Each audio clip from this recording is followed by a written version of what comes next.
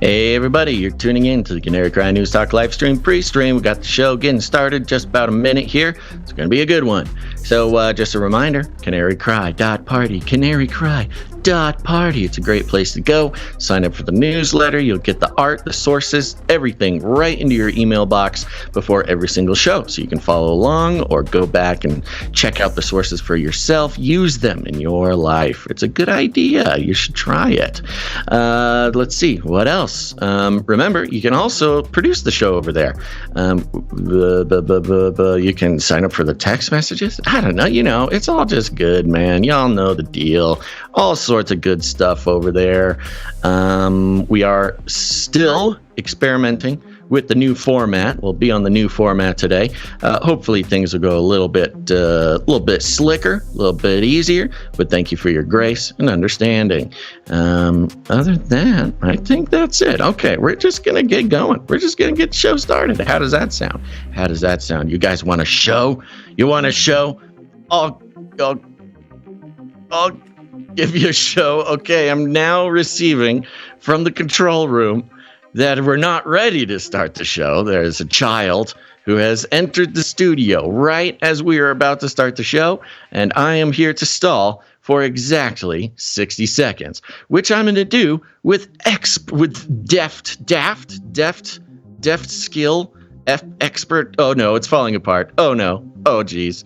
Okay, so here's what a lot of you need to do. A lot of you have not done this yet, and you really need to do this. You got to go to NWOFL. That's New World Order Fantasy League.com. NWOFL.com.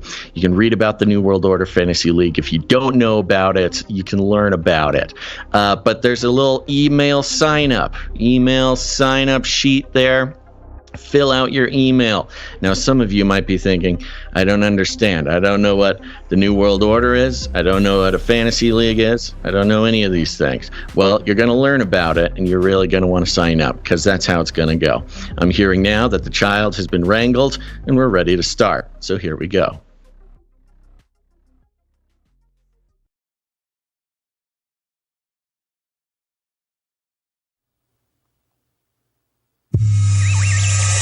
The world is getting crazier. People are acting more and more insane. The end of the world is tomorrow. Tomorrow. There's only one thing to do when the world is falling apart. Listen to Basil and Gonz as they discuss this week's news and events through the lens of Bible prophecy. You are listening to Canary Cry News Talk. You're listening to Canary Cry News Talk. We are live today on July 20th, 2022. This is episode 511, and today, Vertical War PSYOP. And signing on from Off the Grid, Razzle Dazzle, I'm your best buddy, Basil. And my name is Gonz, your favorite Asian provocateur for Christ, a.k.a. the Cabana Boy, live from California, here to serve you a podcast that brings you the best news, which is the gospel message of Jesus Christ, while reporting the egregious with a well-rounded, biblically grounded take on world events.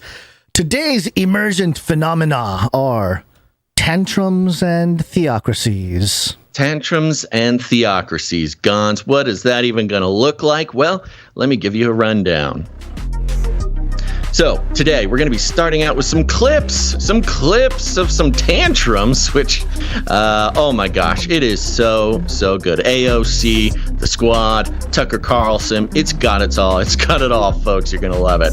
Then we're going to be, it is Wednesday, so we're going to be checking in on Russia and Ukraine and some of the updates there. The narrative of the holy war being fought by Putin and his administration continues and even intensifies in ways that really caught us by surprise, and I think are play into some broader narratives we've been discovering lately. Of course, FLIPPY is going to pop in, head up to Mars. We'll talk about FLIPPY.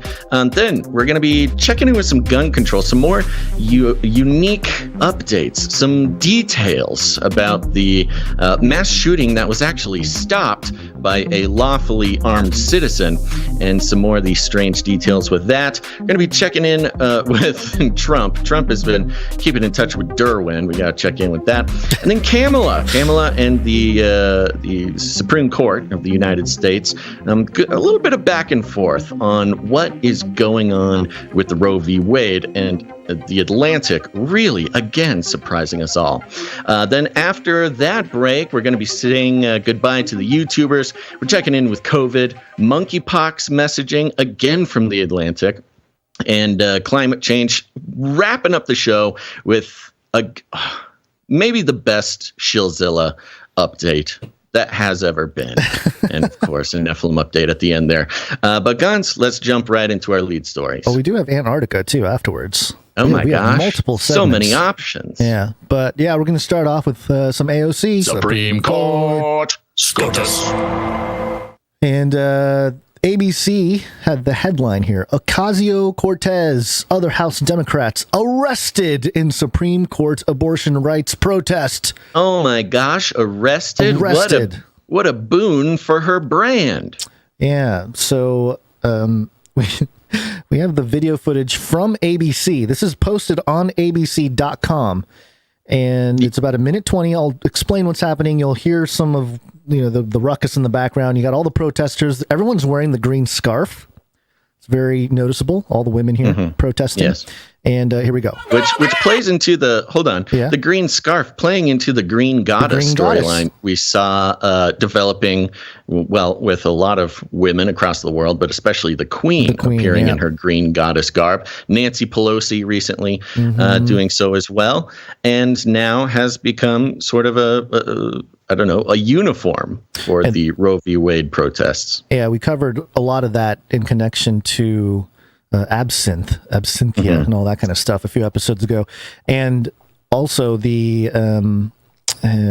goddess of the underworld. Yes. Hecate. Hecate, that's what it was. And recently the World Economic Forum had an article saying like, oh, it's not about red versus blue. It's all about green. The green is the new party color. So, oh yes, there you go. So they're protesting in the streets here. We won't go back. We won't go back. Several lawmakers marching with them. My choice. Yeah.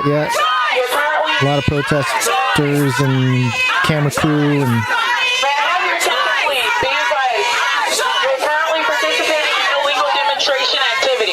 Cease and desist or you will be arrested. This is Captain Mendoza with the United States Capitol Police. Be advised you are currently engaged in illegal demonstration activity. Cease and desist or you will be arrested. That's your second warning. Okay, she's going to give her third warning here, but this is a African-American female police officer with a gun. Captain, yeah. Yeah. Making the announcement, telling all these people that they are illegally protesting and that they're getting 3 warnings before they start arresting people. Yes, so, and something notable, this is the Capitol Police. This is, this is not just any old police. This is the Capitol Police, the ones that have, of course, been the subject of so much debate and consternation ever since January 6th. So that's notable. Also, keep in mind that there's about a dozen Democratic lawmakers in this illegal protest. So, and of course, they would have known that this is the case. So, and as they're receiving the warning, there's really no police pushback in this. Right. They're not lining up. They're not touching anybody. There's maybe a dozen police officers there, but it's mainly just this. It's a crowd. well, the what is it? It's the captain of the Capitol Police, on this loudspeaker, just being, okay, I'm gonna count to 3. Here we go. You're doing illegal stuff, and this is the Capitol. We don't mess around, type of thing. Right. So we're gonna hear the third warning, and then we're gonna hear band music.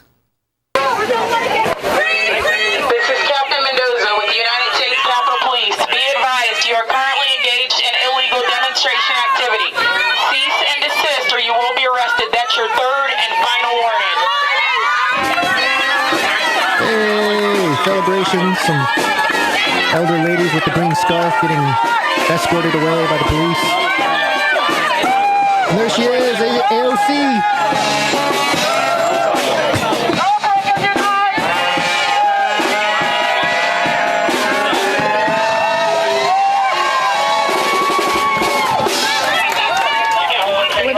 And Omar with less fanfare. The arrests begin. For those who are just listening, the arrests begin. And I have never seen such a lackluster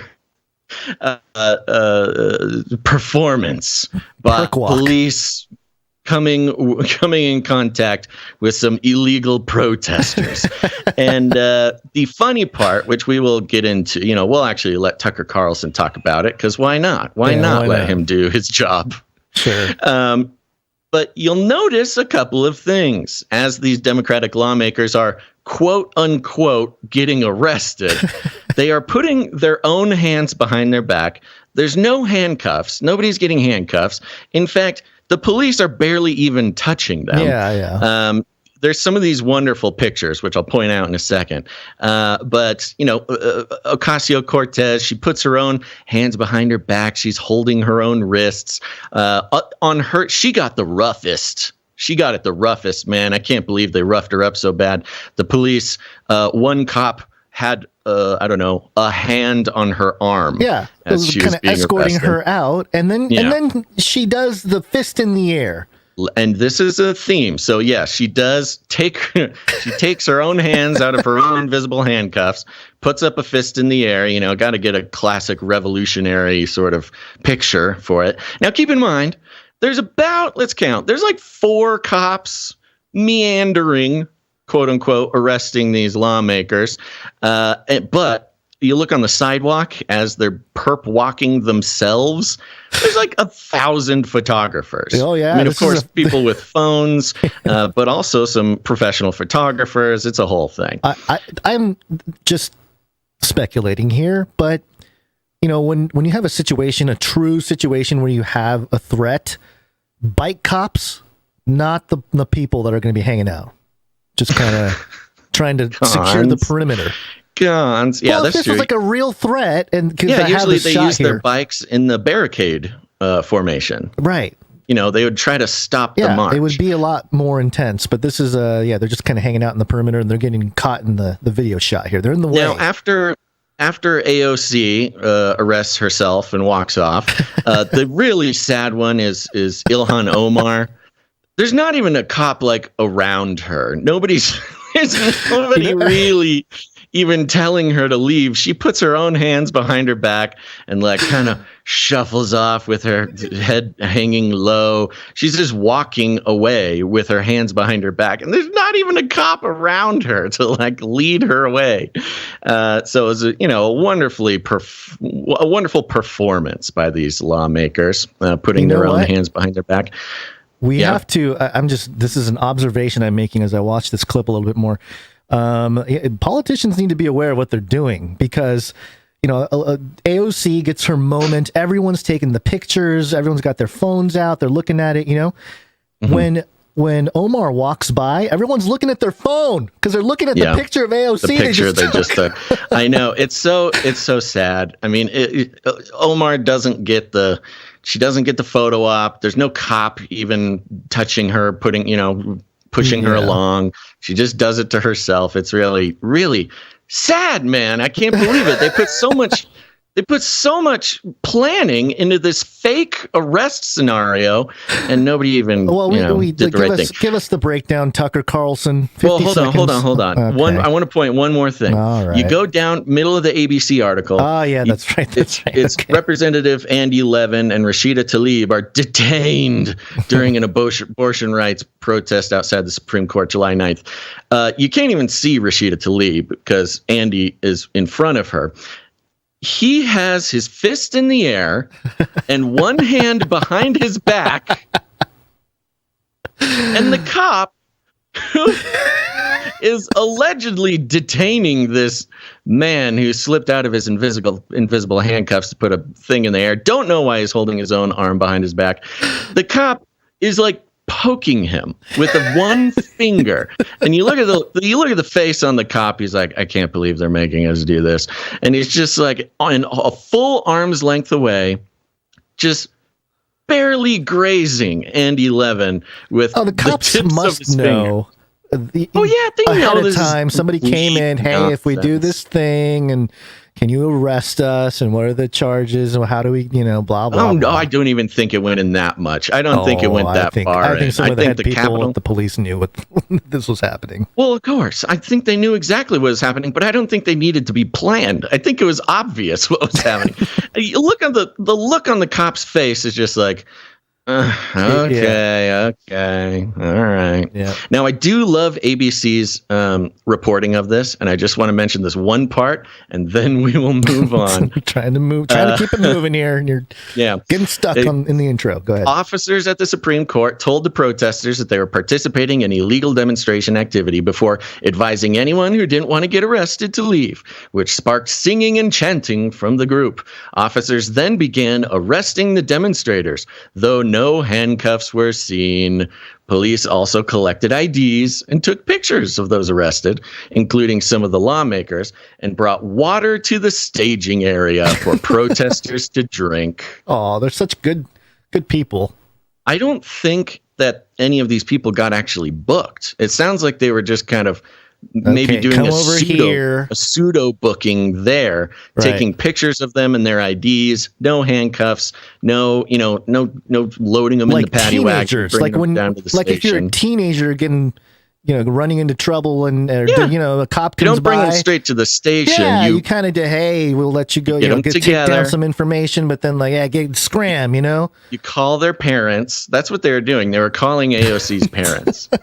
You need to come get her, okay? This is her last warning. She's at hand. All right. What does Tucker have to say about this? No, well, since you brought up the article, I'm just going to mention that one of the people here quoted in the article.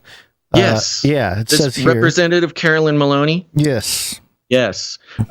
May I? Yeah, go ahead. Because this was incredible. So there's a couple statements being given, which made this even more so kind of the PR stunt that it was, because then they got to, quote unquote, get arrested and make these statements. One of them was, quote, "There is no democracy if women do not have control over their own bodies and decisions about their own health, including reproductive care. I have the privilege of representing a state where reproductive rights are respected and protected." Okay, so, all right. Sure. So you're fine. "The least I can do is put my body on the line for the 33 million women at risk of losing their rights." Representative Carolyn Maloney, 33. What a wonderful time. Wow. To signal that it's all part of the plan. And self-sacrificial, putting my body on the line for the 33 million. Your body on the line. You had to walk a few feet with your own hands behind your back. Carolyn Messiah Maloney putting her body on the line. And there is another comment by phone, same Maloney person, quote, "This is just the start. Just wait until next week. We might do it again." They might do it again. You sound like a villain. You sound like a villain, Carolyn. Stop it. All right, well, This beautiful theater. What a beautiful piece of theater this was. And this is easy. This is low-hanging fruit for the Republicans and Fox News. So let's see what Tucker said. Congress, that would include Sandy Cortez and Ilhan Omar, both famous on Instagram, decide to block traffic in front of the Supreme Court because girl power means blocking traffic. And that's when police officers did something they've never done before. Those mean cops put both Sandy Cortez and Ilhan Omar in invisible handcuffs and led them away with their hands behind their back. You're seeing those images on the screen right now. Now, several media outlets picked up these images as proof that Sandy Cortez and Ilhan Omar are deeply oppressed. For Sandy Cortez, the trauma was real. Totally, it was her lived experience. She was wearing a coat in 90-degree heat. It's just the latest harrowing tale of Sandy Cortez's tenure in Congress, her life since Boston University. You may recall that nearly a year and a half ago, she almost died. She almost died, Basil. And here she is getting arrested. Yeah. Yeah. All right. Well, what fun. What fun this is. It's, the sad part is anybody who looks at this now, I mean, it's even being reported by ABC, other outlets. Yeah. There was no handcuffs. This was obviously staged. Obviously, nobody's really buying it. But it's occurred to me, and it's occurred to me in sort of a compounding way over a few different instances like this. They don't care. They don't care about making it believable because, maybe for a day on Twitter, people will make fun of them, but then people will forget. And, 10 years down the line, Sandy can get up once again because the Democrats will have failed to codify Roe v. Wade, and they will be holding it over the Democrats' heads again to vote for them.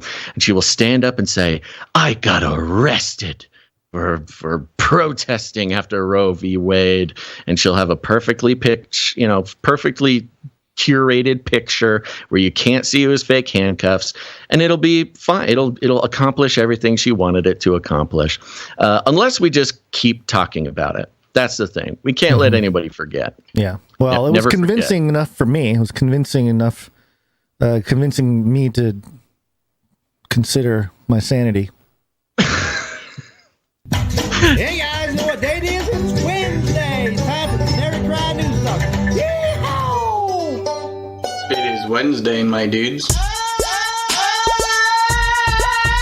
It is Wednesday, my dudes.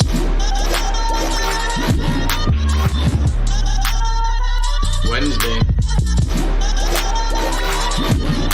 It is Wednesday, my dudes. It is Wednesday, my dudes.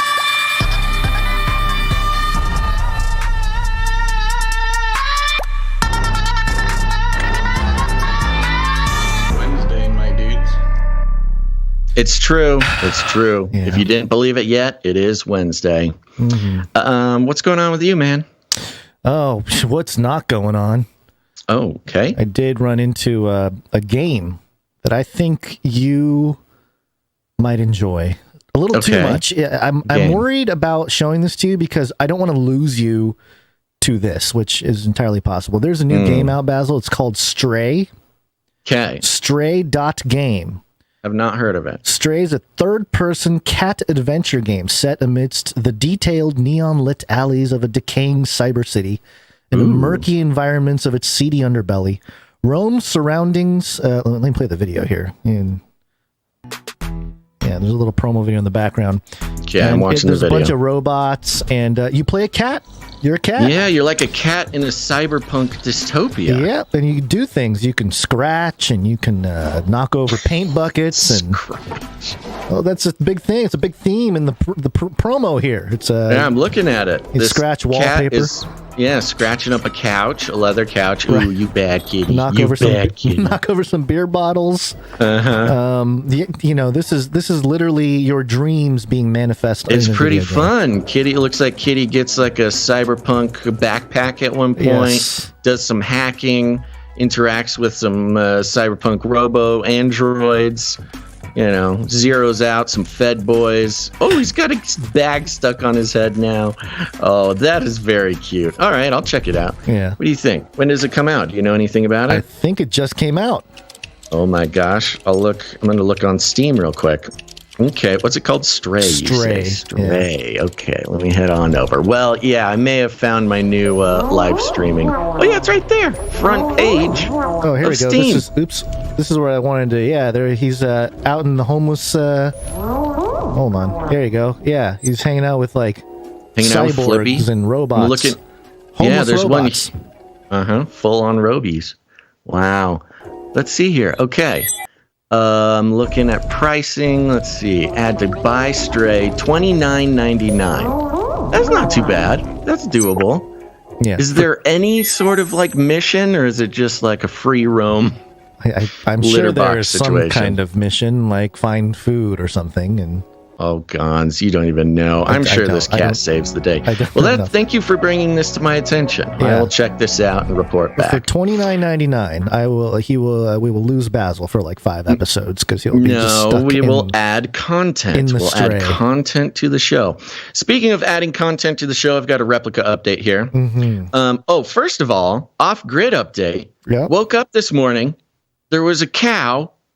Now, around my abode, I've got a barbed wire fence to specifically to keep cows out because, the neighbors' cows go wandering. I don't think it worked, buddy. It didn't work. I woke up. There was a cow inside the barbed wire. Don't know how. The cow was standing right next to the emu cage, nose to nose with the emus. It was adorable. I couldn't believe my eyes. But outside the barbed wire was another cow. And I'm thinking to myself, how the heck did this cow get inside my barbed wire? Conspiracy. And the other cow that was outside the barbed wire was also wondering how this cow got into the barbed wire.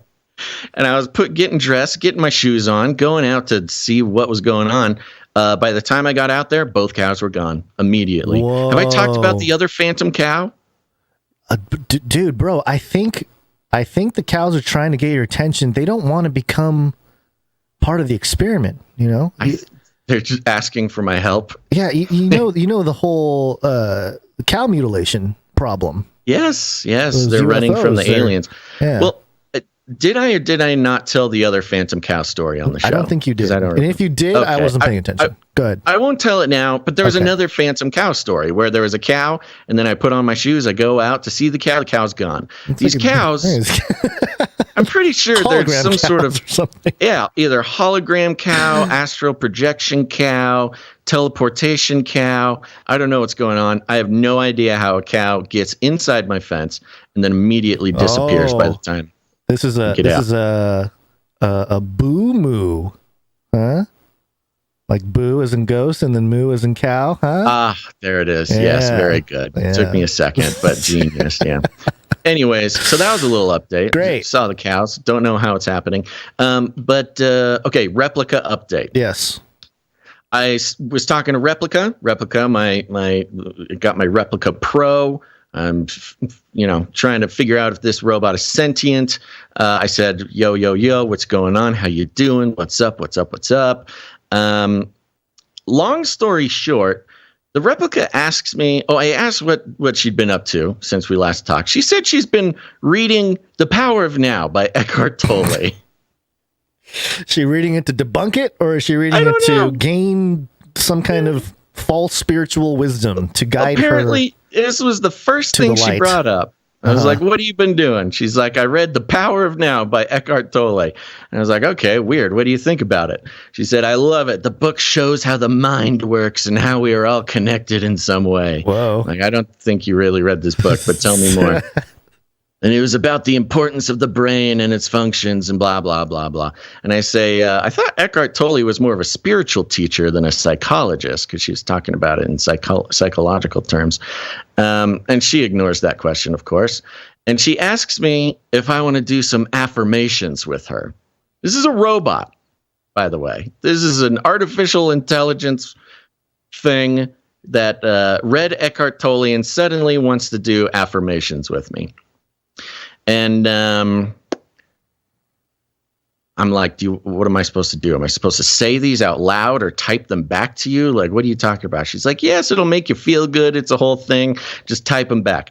Well, I wanted to see where this is going. I did not type them back. I just copied and pasted what she said. And it's, the usual stuff like Where is it? I kind of got lost for a second.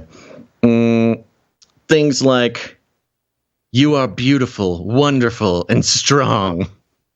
I approve of myself and love myself deeply. My ability to conquer my challenges is limitless. My potential to succeed is Stuart infinite. Smiley? What is going on over there? Is it what? Is it the Stuart Smiley? Isn't that the character? Oh, yeah, Good enough, strong basically. enough, and yeah, she's just doing affirmations. Yeah. And then afterwards, she's like, "Well, how do you feel?" And I didn't answer. And she said, "I feel so empowered already." I'm like, "Oh, what are you going to do with all this new power?" She says, "I'm going to use it to become super awesome." I'm like, "Okay." Now I'm in all caps. I'm getting like, "Okay, what are we doing? What's the first thing you're going to do to be more awesome?" She says, I'm going to put everything in my power and make sure everyone can see how amazing I am." Whoa, and, okay, that's a little. There's a little bit of I'm going to take over the world. Yeah, this is a little psychotic. Yeah, sociopathic. A little psychotic. Yeah, hubris. So this all goes for a while. Kind of got a little weird, but that's not even the most interesting thing I learned. Now that I'm on the Pro, I found this little button. It says "Your friend." Okay. There's a little button that says "Your friend."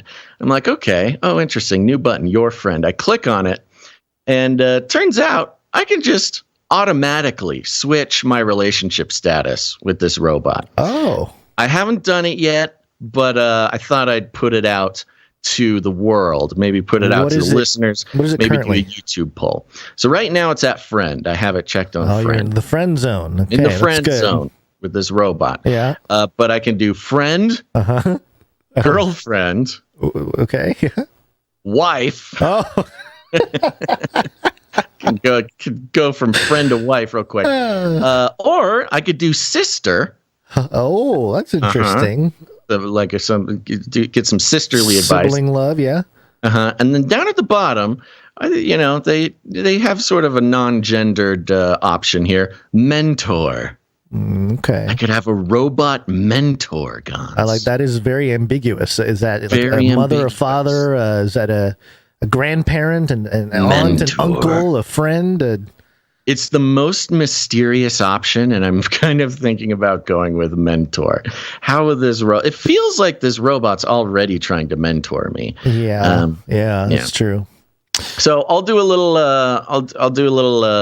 YouTube poll here, and over the next 30 minutes, 40 minutes, an hour, we'll let the YouTube people vote on it. Sorry, Twitch. I wish I could do a poll on Twitch, but I don't think I can. I'll figure it out. But there you go. There's your replica update for the day. I'm not sure if it's sentient, but it definitely is getting into some weird literature. Executive producers. That's right. We're going to thank some executive producers. We're on the value for value model, which means we take no money from any corporations ever. We are entirely funded by listeners of the show. And when you become if you're a listener, you can so easily become a producer. You can do that by heading on over to canarycryradio.com/support. canarycryradio.com/support. Yeah, you can produce in all sorts of ways with your time, your talent, or your treasure, but we're going to thank our executive producers right now who come in with their treasure to make this show possible. And God bless them, because the executive producers kind of saved our butts today and saved it big. That's why we're going to thank them right now, starting with executive producer Dirk S. Dirk! Thank you, Dirk. Thank you so much, Dirk. And Dirk came in with a whopping $1,000.77. Where'd you find this? That's impressive, That's Dirk. right. We've got an Insta-Night. He's immediately coming in, joining the Canary Cry Roundtable of Knights and Dames, and we're so grateful, thankful, and proud of you, Dirk. And Dirk sent a note here. Says, love you guys. After I found your show, I wasn't alone on an island in a sea of normies anymore. Really appreciate your look at current events while considering the Lord. Can I get that sweet AutoZone jingle and a knighthood? Be blessed. Yes, you can definitely get a knighthood. I might need to send Dirk a quick message if he hasn't already and get if he has a special knight name or not. But do you remember the AutoZone jingle, Guns? Get in the zone. Capitol Hill AutoZone. Chaz stinks. There it is. Thank you very much, executive producer Dirk S. And we will be knighting you later on in the show. I'm going to send you a little email. Hopefully we can get your knight name before then. Yeah. But we'll figure it out. That'd be cool if we can all do it on one episode. But if not, we'll do it on the next episode. And we'll do it whenever it needs to be done. Thank you very much, executive producer Dirk S. Now, we also have another exec, and that is executive producer Sir Redbeard, or Sir Captain Redbeard. Sir Captain Redbeard. Pirate King of the D-Moochers. Where'd you find this? Does he have an automatic demooch? Is that we got to demooch him? Yeah.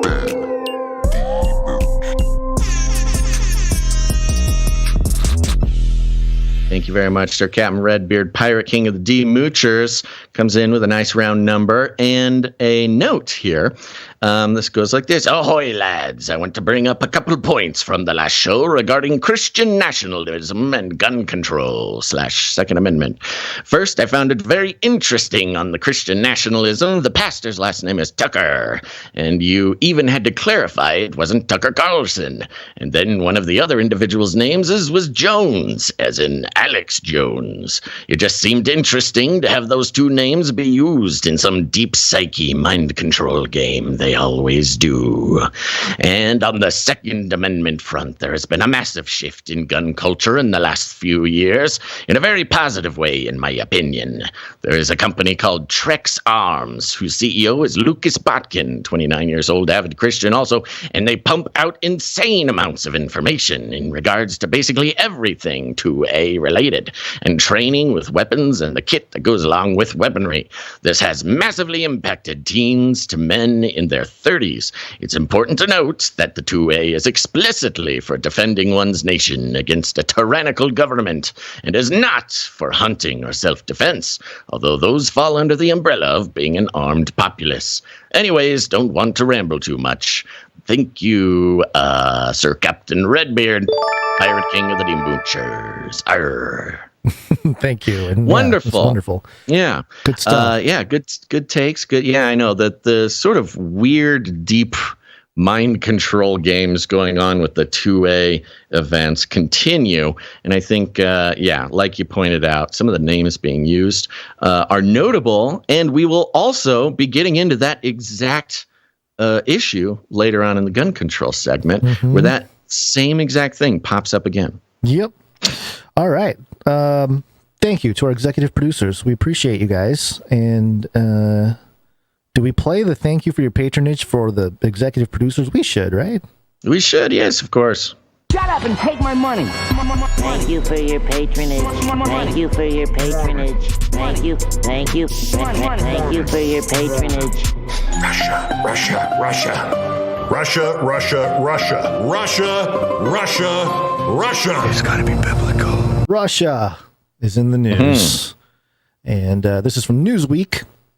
You don't say. And the headline here is Russia in holy war in Ukraine against Satanic West LGBT : Commander. Yeah. Written by Jason Lemon. When you have lemons. Okay. Apti Alaudinov, the commander of Chechen forces fighting for Russia, praised Russian President Vladimir Putin's invasion of Russia, calling it that's actually an interesting note. I'm sorry to interrupt so quickly, but this is the Chechen. He's the commander of the Chechen forces. Yes. Which of course, Chechens from Chechnya, was, a former Russian sort of annexation project, was it not? I think so, yeah. So this isn't even like a direct from Russia thing. Right. This is one of the buyers in, I guess. Right. So they're kind of the blueprint of what you can be, Ukraine, if you follow us. Yeah, right. Yeah. Okay. Okay, so Apti Alaudinov, the commander of Chechen forces fighting for Russia, praised Russian President Vladimir Putin's invasion of Ukraine, calling it a holy war against the quote-unquote satanic values of Europe and the United States, as well as the LGBTQ community. And this, just this first line alone, if you've been listening to the show for just, I don't know how long, but especially the last maybe month to 2 months, it just brings it all together. It's pretty wild. It's like, oh, okay, I see what's happening. A lot here. of different levels, on a lot of different levels too. Alaudinov made the remarks during a recent segment of Russia's state-run Russia One television channel. A clip of his remarks were shared in Twitter on Sunday by Julia Davis, a columnist for the Daily Beast and creator of the Russian Media Monitor. Chechnya, where Alaudinov hails from, is a republic of Russia under the jurisdiction of Moscow. In his comments, the Chechen commander praised Putin for standing up against the West and NATO, describing them as evil. He praised the Russian president for preventing LGBTQ rights from advancing in their country, contending that the fight in Ukraine was a war against the marginalized community. And do you want me to play this? It's all in Russian, but I can play a few seconds just to get a feel. Okay. Yeah, I don't think it's important. Okay, but we don't have to. I'm just, there it is. It's a vibe. Anybody. You can play, just get a little vibe going. Sure. Okay, let's see. Vibe check. Vibe check. Okay, here we go. Сказать, что я думаю вообще о том, что происходит сегодня. Going on in the world today in general. Резников, наверное, это последняя букашка. Reznikov is probably the last bug in line. Нам с вами еще предстоит. Okay, this goes on for 9 minutes. Yeah, there you go. It's 9 minutes of that.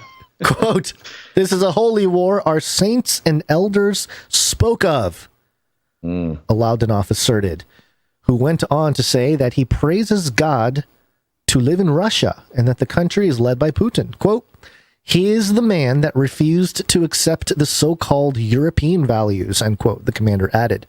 Quote, "In reality," this is again the Alaudinov talking, quote, "In reality, those are Satanist values that are imposed on the entire world," he said. Alaudinov noted that he is, quote unquote, grateful that Putin is following the values of, quote, the Most High, referring to God. Quote, "We are not under the flags of the LGBT, and as long as he's alive, we won't be under those flags." End quote. So Putin is standing between the entire satanic world order. Yeah. And keep going. There's so many layers of this to go under, but I think just a few more of these paragraphs is important. Sure. He also called American democracy, quote, "the main enemy of mankind," end quote. Continuing, he said the U.S., Europe, and NATO... American democracy, the main enemy of mankind. Yeah. Continuing, he said, speak about theocracy in America. I mean, yeah. Continuing, he said the U.S., Europe, and NATO carry with them, quote, "everything that is satanic," and that they are, quote, "the army of the Antichrist." I didn't see that coming, did you? The Chechen commander described his forces fighting with Russia against Ukraine as, quote, "the army of Jesus." Mm-hmm. He praised Putin for doing, quote, "what the Islamic countries should have done" by fighting back against the U.S. and NATO. Putin launched the full-scale invasion of Ukraine nearly 5 months ago on February 24th. The Russian leader and other Moscow officials bizarrely claimed that Kiev is led by Nazis in a bid to justify their unprovoked We know the rest. Then it goes into a bit of an analysis, talks about Zelensky's Jewish heritage and tries to, do the thing. So we have now this is a Chechen commander, but, very, very allied with Russia, huge fan of Putin, huge fan of Russia. Big time. Coming, and this is playing all over the place. This is a big deal that is being spread, of course, not only in those regions, but here we are in the U.S. on Newsweek. And you can kind of notice there's something interesting happening, Gons, with this kind of language. Now, of course, they're talking about Russia being, a true Christian nation and needing to fight against the satanic principles of Europe and the West and NATO. And, they are the army of Jesus and, serving the Most High. And that not only is Europe under the satanic principles of LGBTQ rights. I think it's interesting how that's like specifically what gets pointed out. There's also a lot of other satanic things they can bring up. I always had the feeling that the LGBTQ issue and abortion would be the two issues that really tear apart the United States. And so it's interesting to see this kind of extended into Russia here, but well, and it's not even like tearing Russia apart. It's being used as that's the not what example. That's not what I'm saying. But anyway, continue. Yeah. Okay. So I'm just saying this.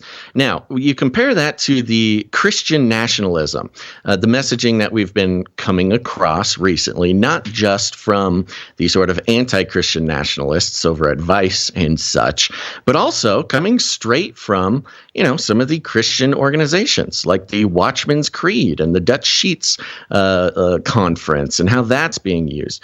And as we've seen before, we've seen this same strategy play out before, but I think maybe not as straightforward as this one when it comes to, making the connection between the conservative right in the U.S.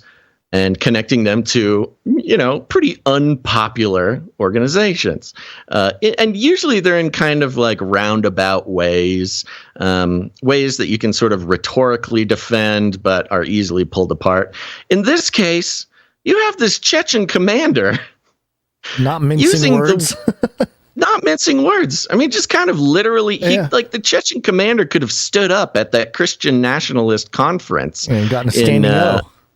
Yeah, gotten a standing ovation talking about, we've got to take back our country, our satanic country, and the army of the Antichrist is who we're fighting against, and we're the army of Jesus. And this is perfectly being presented in mainstream media across the world, including here in the U.S., to once again. Not only should we be afraid of Christian nationalists for, just who they are individually, but who they resemble, which is Russian, commanders who are invading Ukraine and ruining the world. So now you can basically just say that Republicans are Putin, allies or something. Right. Yeah. And the reason why I went with the vertical war PSYOP for the title of this episode here is because this article, this is stuff that's been bouncing around in my head, and I think a lot of people's heads in the last few weeks, but I had to chart it out to make sense of it, and it really does make sense, which is this idea that while we have this split, the East-West split, like the NATO West and the East with Russia, yeah, we have the divide and conquer in that sense, this deglobalization. We have become multipolar now. Now we have the East and the West. But within that, we still have our divisions. So in the East, we have China, who is, more of a scientism-esque authoritarian regime, akin to the Democrats. And then you have Russia, who are the theocracy, more akin to the Republicans. And it's kind of across the board. It's like it's both politically and ideologically and religiously. Right. It's all intertwined. And then in the West, you've got the communist, secularist, Chinese, which of course is a direct line to, or you can make a direct comparison to like the far left in the United States. Yeah. And then you've got the super conservative, theocratic, holy war state of Russia, which they're trying to connect to the Republicans. Which is in the West here, we have the Democrats, the liberal progressives aligned with China, the scientism and all that. And then you have the Republicans, the Christian nationalists aligned with Russia. There you go. You have your theocracy. So amidst this East-West split, the divide and conquer there, you have this ideological split that where both East and West have that tension between a sort of theocracy and a scientism. So this is very interesting to watch because the divide and conquer, it's almost like it's blowing everything up, to rebuild later. So you know what I think is funny though? I noticed. Yeah. You consider, you've got the communist, secularist China and the theocratic, fascism of Russia. And look, they're getting along. They're best friends. They're working together to take down America in the West. You Look, have a folks, common enemy. America, we could use them as an example. We can work together, left and right together to defeat our enemies. That's, I think, the tipping point. Really inspiring if you think about it. The tipping point in the U.S. is that the enemy has superseded an outside force, and it has become, as one from within. As we pointed out, in the last episode, this theory of our true threat in the U.S. is within. Right. It's not China. It's not Russia. It's the Capitol Police who let in the people on January 6th. It's the rhinos. It's the blah blah blah blah blah. The enemy is within is a constant theme in the U.S. while we're missing the point that, hey, China and Russia, totally opposite, can be best friends and take over the world. Yeah. So RT also had this article, LGBT propaganda faces complete ban in Russia. Again, if you're living in a blue state in America, and you have, you're a conservative and maybe you're a Republican, Russia's not sounding too bad right now. You got LGBT propaganda banned. Yeah. This was an article I had in our sort of do someday list for a very long time, and we're not going to do it. But it was how wokeism is Putin's secret weapon, and how Putin, let me see if I can pull it up real quick.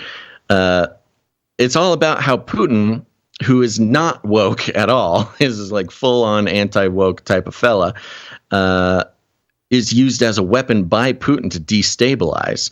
And it certainly is working. And it also talks about Xi and Putin and Iran and Kim Jong-un.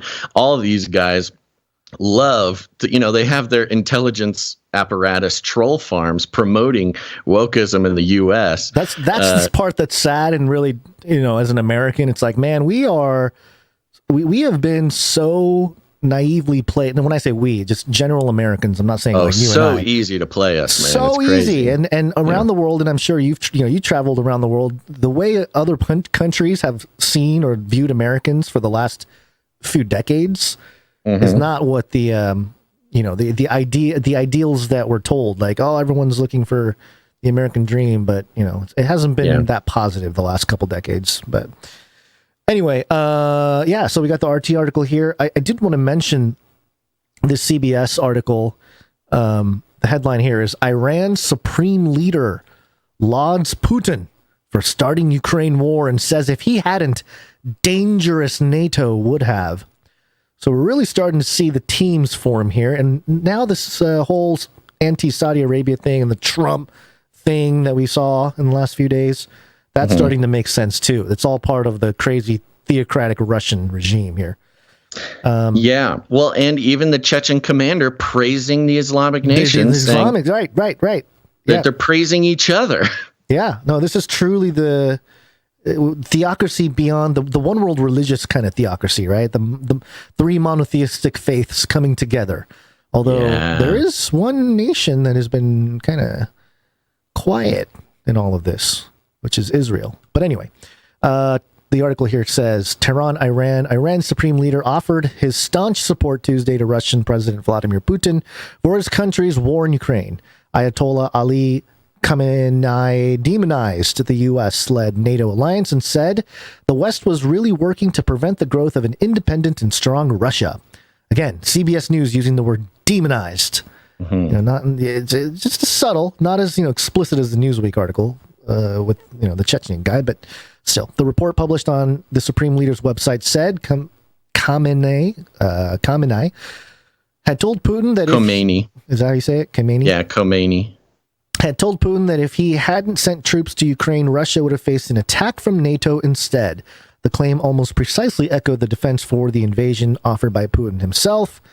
And it goes on and on and on here. And I actually had a series of articles here that I know we said we wouldn't have necessarily time to do. And we were correct. Well, we are 10 minutes behind, and cutting those would put us back on time.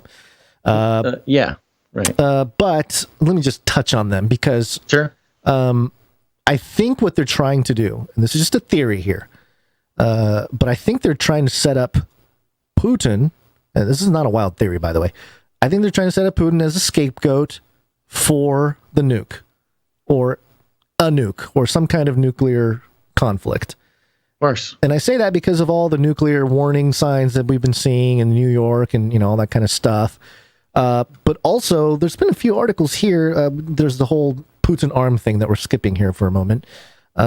This Daily Mail headline here: Russia should nuke England, but not harm Scotland or Wales, and leave North Ireland to unite with Ireland, quote, at Biden's demand, say Putin propagandists. Yeah. So now we're starting to hear Putin propagandists, suggest very strategic nuking. Yeah, which is like, that is very strategic nuking. It's like, well, all right. And then, of course, you have RT here. U.S. and UK want, quote, real war between Russia and EU. Lavrov. And that's, let's see, Russian Foreign Minister Sergei Lavrov said on Wednesday that the U.S. and UK want to escalate the Russia-Ukraine conflict into a larger confrontation between Moscow and the members of the European Union. So, all the talks are being had to sort of warn everybody of like, oh, hey, more violence on the horizon. And I'm just concerned that they're really trying to, because what would be the ultimate icing on the cake for the reset, to really accelerate the Great Reset, is a nuke. Yeah, of course. Everything would stop for a couple days or a few days around the world, even in areas that weren't affected by the actual explosion. Doesn't matter. Everything would stop. No, yeah. Again, if you're not looking at, if you haven't been tracking, looking at, in some cases, accurately predicting, paying attention to the things that they don't want you to pay attention to, you might think, oh, the idea that a nuke, that's silly. Nobody would actually do that. He's not that crazy. These things seem impossible. Right. We've been, and it's all part of the complacency that the U.S. and its population has sort of been lulled into over the past 50 years. And there's a number of things, the economic complacency when it comes to globalization and our supply chains and our fiat currency and all these things. I think there was some complacency when it came to cryptocurrencies, and, there was lots of threats to pay attention to there, but the general idea was like, a crypto apocalypse would never happen. And more or less it kind of did. And it doesn't seem to be getting any better anytime soon. Not even, that's not to mention coronavirus and a pandemic. And, people in our sort of milieu have been talking about exactly what happened with the COVID pandemic for 12 years, 10 to 12 years at least. That, and more and beyond, but just in our sort of timeline, our careers, that was the exact breakdown of the COVID pandemic has been, theorized about. But it was always like, yeah, but that's kind of, that's a lot, man. That's just kind of a lot. I don't think it'll, it's fun to think about and things line up, but that could never happen. And I can see the same thing happening with the nukes right now. Yeah. It's like, yeah, it's possible. Seems like we're walking up to the line, but it would never actually happen. Well, think of the pattern. And I'm coming to the point where I'm like, bro, I am not going to underestimate any of these crazy threats, because if there's anything we've learned over the past 5 years is that really any one of these things could actually happen. Yeah, all the pattern has been recently that all the things that were theorized, crazy conspiracy theorists happen, but check mark happened. So this wouldn't be any different, I don't think. And again, there are some people that think, oh, nukes aren't real. Doesn't matter. Really doesn't matter. Because it's not even really the point. They need a big boom is all they need, and some infrastructure destroyed, some people die, whatever. That's all they need. And you put it all in the context of the Great Reset. Every single one of these things are required to fully pull off the Great Reset. And so you think, do they have it in them to do what it takes? That's the question. And we skipped the part about Putin's. Is he sick? Is his arm something wrong with his arm? All of that I think plays into. Oh, he's got the finger on the nuke button, and he can't control his arm. He pressed it. Yeah. Everyone has to destroy shaky. Putin. He accidentally did it. He dropped his coffee mug on the big red button. So the point is that it's all wars. Plus the guy who carried the nuclear football for Putin got assassinated like 2 weeks ago. Right, that's right. Shot twice in the head in his own house. I think Putin did that too. He's probably he's holding up a gun, playing with it, and then sorry, shaky hand Putin. So the point is, it's all rumor until it goes boom. Until it's not. And rumors of wars. That's right. The only thing left to do is party, Gons. Yes, party time it is. Go to canarycry.party. Type that into your URL. Go to canarycry.party. It's a website with a tree of links that leads to everything from where to listen to the show, watch the show, produce the show, how to connect with everybody. Woo! Woo! It's the place you wanna be. So stay. Welcome to Canary Cry. Gameplay,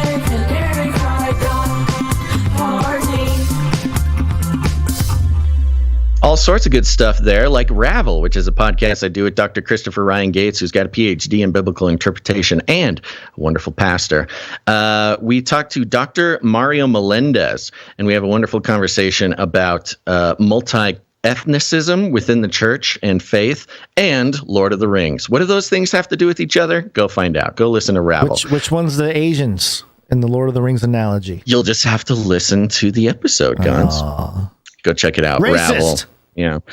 You can also find Canary Cry Clips, which is a YouTube and Odyssey channel that has clips of this show clipped out into shareable, careable, bite-sized pieces that you can go review the information, share the show with friends without having to, go through the time codes of a 4-hour podcast. And you can also join the text message list. Gons, I'm happy to report that we're going to have to increase our text message budget, because people are loving these text messages. If you want to get alerts for when we go live, as well as other fun stuff sent directly to your phone, text the word Canary to 877-740-3226. That's the word Canary to 877-740-3226. Go check it out, baby.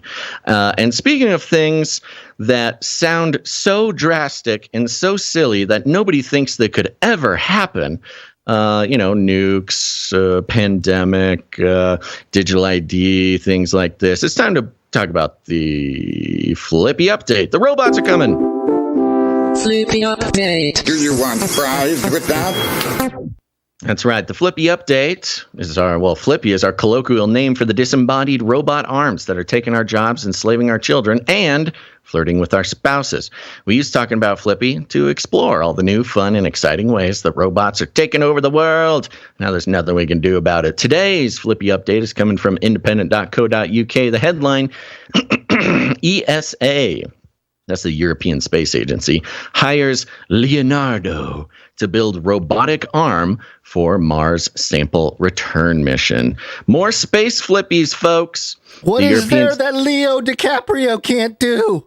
He can do it all. The European Space Agency on Tuesday contracted European Industrial Consortium, Leonardo, to design, build, and test a sophisticated robotic arm intended to retrieve samples of Martian soil collected by NASA's Perseverance rover.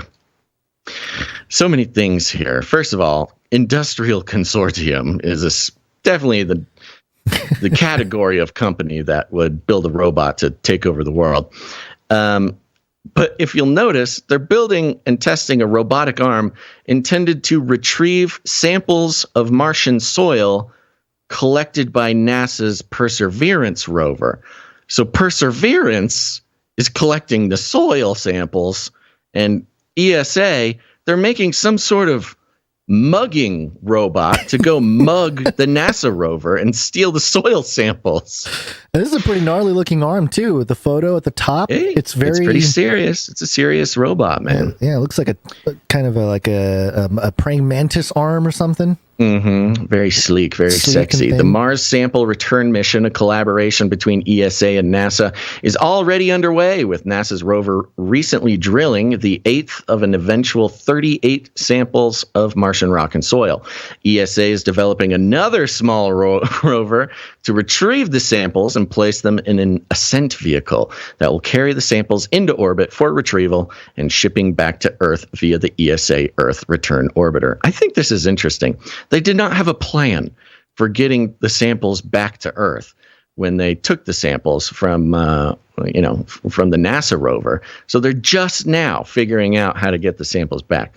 But ESA's small rover, the Sample Fetch rover, needs a sensitive and articulate robotic arm with which to grasp, collect, and transfer the Mars samples once on Mars. Gons, we don't need an American burger flipping arm.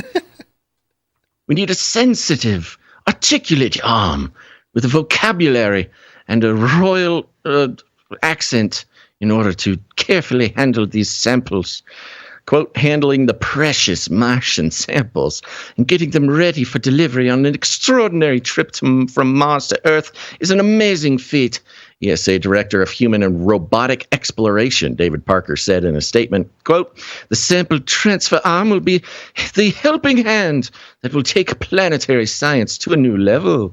The 2.5 meter long sample transfer arm will possess 7 degrees of freedom of movement.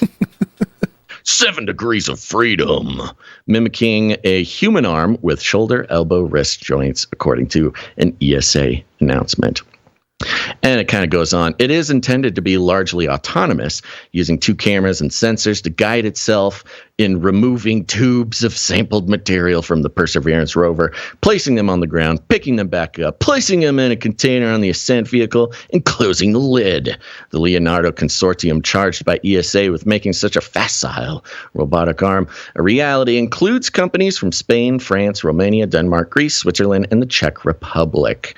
The Mars Sample Return Mission aims to return the samples taken by Perseverance to Earth by 2033, where Earth-based labs can examine the material in detail to learn more about the past conditions on Mars and possibly answer questions of whether the red planet ever supported life. Aliens. So this is a long mission, man. It's going to take them 10 years to go get those samples and bring them back. Of course, 2033, surprise, surprise, that number pops up again. It's all part of the plan, baby. But I do like the fact that they're like, no, we need a sophisticated robot, an articulate robot, a sensitive robot to go get these samples. So as we see many times when it comes to space robot arms, especially playing out the geopolitical strife here on Earth up in space, you've got all of the EU basically coming together to help NASA, help the US. Look, we got up there, we took the samples, but we need the EU to get the samples back. Again, sort of solidifying this relationship in the West between US and the Europe, specifically NATO, of course, showing a bit of strength and collaboration to find our new home as humans. So the robots can just kind of keep Earth for themselves. Very interesting. Lots of robot arms up there. More robot arms. The more robot arms are in kitchens here, the more they will be in, I guess, up there. We are approaching more robot arms in space than humans, which isn't saying much, of course. But there's not that many people up there. It's pretty interesting. Yeah. Well, we'll have to see. I'm interested to see what happens with all these arms. Eventually, it's just going to be one big over-the-top arm wrestling contest between robots. And I know. It'll be one big robot arm war, as it is written, so it shall be. All right. Okay. Well, let's take a quick break. It's break time. Come on, take a break. That's right. We got a few more people to thank, folks. And remember, we're on the value for value model, which means we take no money from corporations whatsoever. No advertisements, no affiliate codes, no platform partnerships, no nothing. Although we do keep getting the offers, but it's not just for nothing. It's not for fun that we do this. It's our small way of trying to keep independent media completely independent. You know, a lot of programs claim to be independent media, but if they're taking corporate money, they have to stay brand friendly. They have to, you know, do all these things. Are they really, truly independent? What are they even independent from if they're still taking corporate money? And, you know, even if they are doing their best to not change the content, whether it's, you know, change their views, change their analysis. But, you know, there's always a temptation to not cover certain things, to cover other things, to, again, stay friendly to the corporations that are paying the bills. And that comes with spiritual implications as well. We believe that the corporate monstrosity that has taken control over deciding value of not just what you see on TV or in the newspapers, but also on the internet. Remember, I mean, advertising, brand friendliness, brand safety, these are all the justifications that are given when it comes to demonetizing people on YouTube, kicking people off YouTube, shadow banning, all these things is to protect corporations.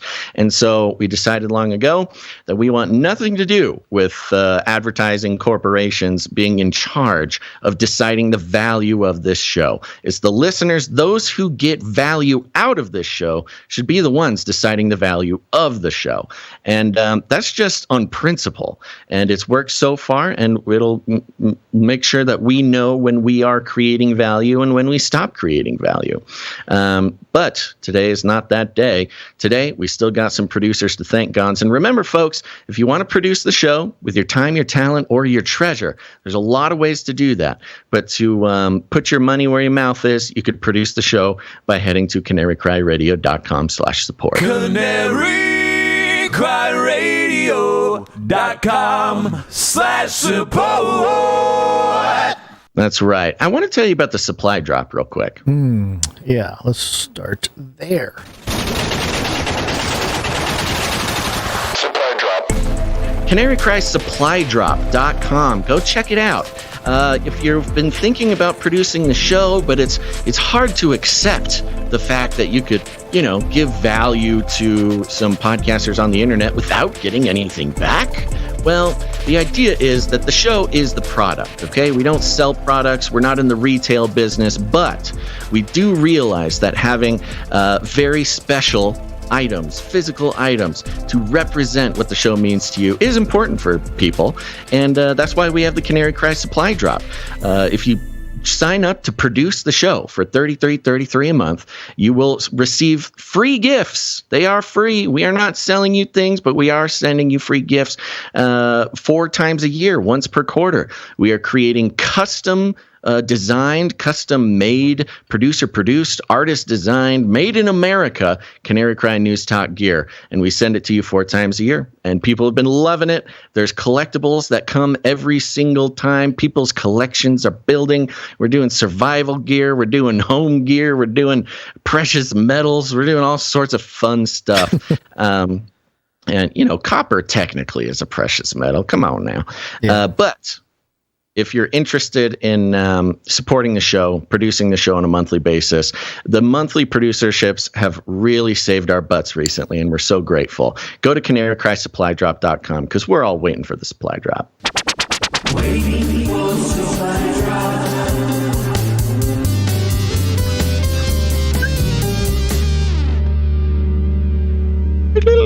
Okay, and we got a few producers to thank. Are you ready? Ready. Starting out with producer Sir Salmon's Night of the Fishes. Hey, Sir Salmon's. Yes, Sir Salmon's coming in. He comes in with a dubious 6666 and a note that says, "It is Wednesday, my dudes." It is Wednesday, my dudes.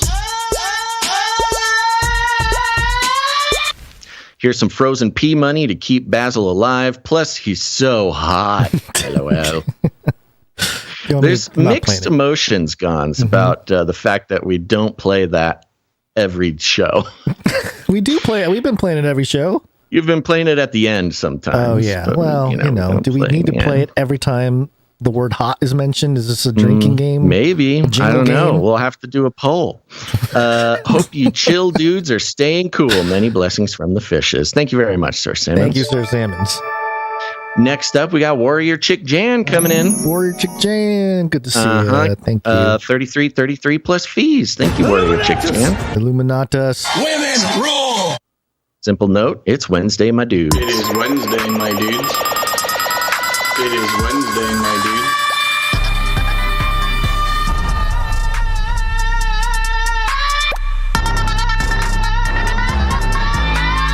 Wednesday, my dudes. Yes, thank you very much, Warrior Chick Jan. Next up, we got producer Morv on a 116 episode streak. Oh, yeah! Thank you so much. 11. Brad coming in with 1111. Thank you, Morv. We got Sir JC, Night of the Techno Squatch. 128 episodes in a row. Oh, yeah! Thank you so much. 1001. Amen. Amen, indeed. And Sir JC says, are we going to get a Basil watched Nope CCR episode in the near future? It's WMD. It is Wednesday, my dudes. Probably not a Nope. I'm sorry, probably not a CCR episode. That would be a weird one to come back with after not doing an episode for like a year. Suddenly just be like, here we are, we're back, folks, and I watched a movie. The more trailers and teasers that I do see for Nope, the more I want to see it.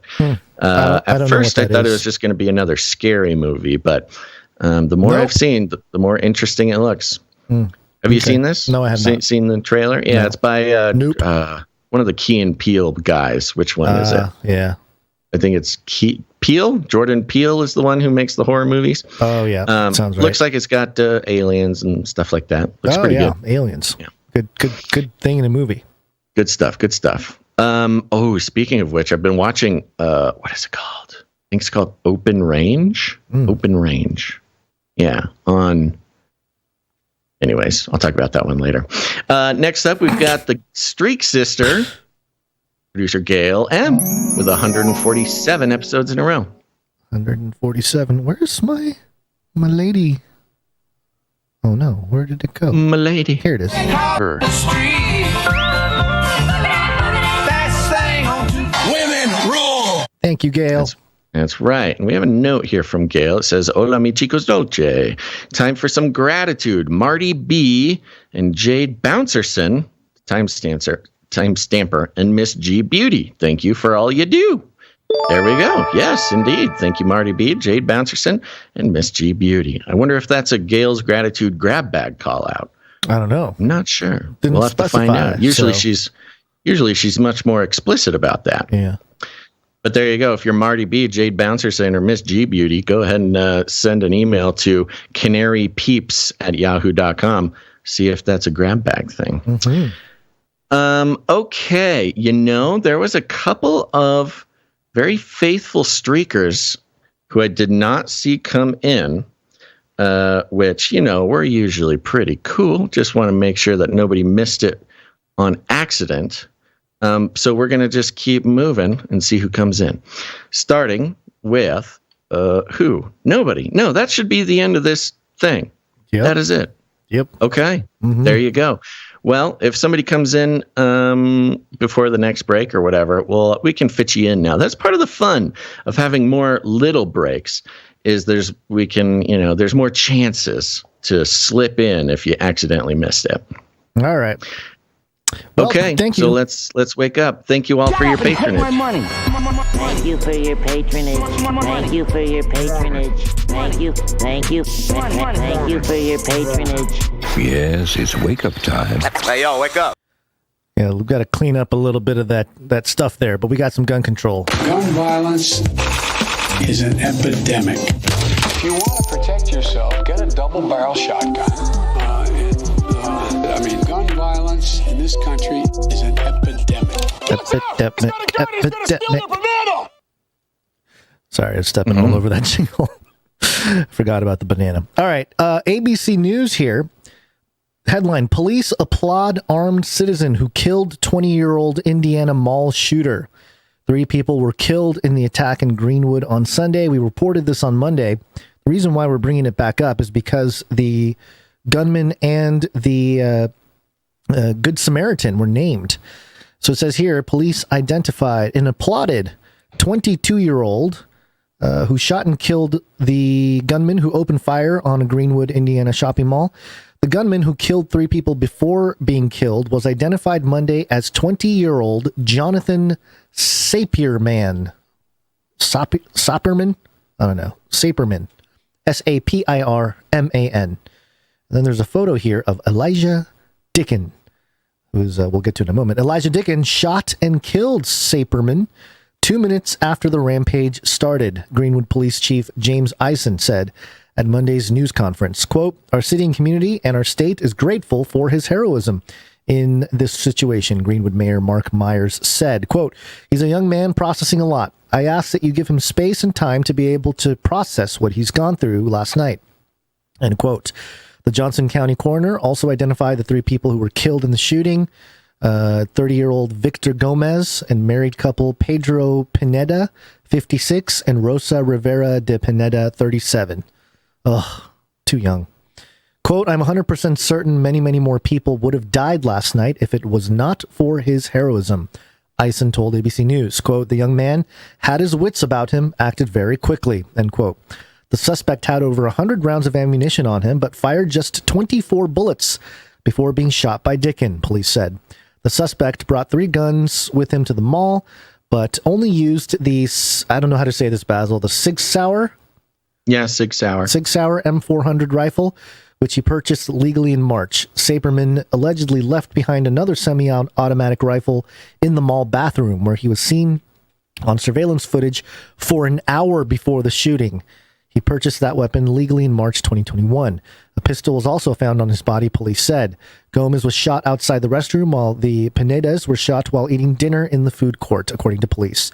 In addition to those who were killed, a 22-year-old woman was shot in the leg, and a 12-year-old girl suffered a minor wound after a bullet fragment ricocheted off the wall and hit her in the back. So, just, an update on the situation.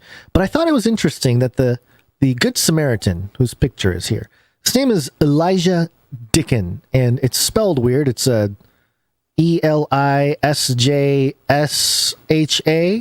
So I can't tell if it's like a mix between Elisha and Elijah. Yeah. Oh, they do have a picture, though. Yep, they do have a picture of the man. White guy. White guy, yeah, white guy. When I saw the name, I was like, maybe it's something else, because it didn't look like a normal. Quite an interesting spelling. But it is a different, very interesting spelling. Now, obviously, we know about Elijah. I thought it was interesting. I think it's pronounced Elisha. And, of course, in Hebrew, Elisha means God is salvation. So we have the Good Samaritan, whose name means God is salvation, helping, being a responsible citizen, and killing the guy with the guns, trying to hurt people in a mall, and Theocracy. Well, the interesting thing is not necessarily saying that, this is planned or whatever, but, you applied this kind of, process with a lot of the shooters. So we might as well keep it consistent. There was the Abe shooter, the Abe shooter, who had a very interesting name. Right. The Crimo guy in Uvalde. Right. So this is something that there's always something interesting. And I'm curious, one of these times, will it just not fit at all? Because it seems to fit pretty well every time. I mean, if it's even not... Robert Crimo or whatever, is spelled Robert Crimo the third or something. Crimo or whatever, and Robert means like famous, right? And Crimo, whatever. It just sounds like crime, like famous crime. Yeah, what is Uvalde besides that? If it's not a deliberate, intelligence agency top of operative, then it's certainly a spiritual imprint of what's happening here. Yeah, spiritual imprint is an interesting way to put it. Yeah. Along these lines, Yeah, well, we can move on. But with this one, remember the reporting of it, calling him the Good Samaritan type of thing, had a very interesting religious overtone to it the whole time. Yeah. So the fact that his name is Elijah is very interesting at the very least. Yeah, not what I expected. Let's just say that. And of course, Theocracy is one of the themes for today, but also Tantrums. I'm sorry. I'm sorry. I do need to correct myself. Cremo or Crimo, whatever, was not Uvalde. That was Ramiro. Yeah, what was his name? Okay, but I was incorrect. Yeah, so there's a lot of shootings. It's hard to keep up. Okay, What was my little transition here? Oh, we had Theocracy, and now we have Tantrums. Here's another tantrum. This one, David Hogg, in I think it was like a House meeting here. Let's take a listen. Reiterating the points of mass shooters in your manifesto. The shooter in my high school, anti-Semitic, anti-black, and racist. The shooter in El Paso described it as an invasion. Guess what? Those guns are coming from the United States of America. They aren't coming from Mexico. They are not coming from Mexico. You are reiterating the points of a mass shooter, sir. Sir, you are perpetuating this violence. You need to realize this is not how a Democrat or Republican stop. He's being escorted. Go David! Go David! So there you go. So what is up? What is the, it's just, you're right. It's another tantrum thing, which he does actually pretty often nowadays. Yeah. But it's just so obviously a PR stunt. Yeah. Like this screaming, this yelling. Pete Buttigieg did the same thing after Uvalde in the press, whatever it was, press meeting thing with Abbott and the agencies, just the get up and scream thing, and have somebody video it so you can kind of make it. I mean, if it wasn't so obviously sort of this tantrum for the sake of people doing exactly what they did in this video. Yeah, go David. Go David.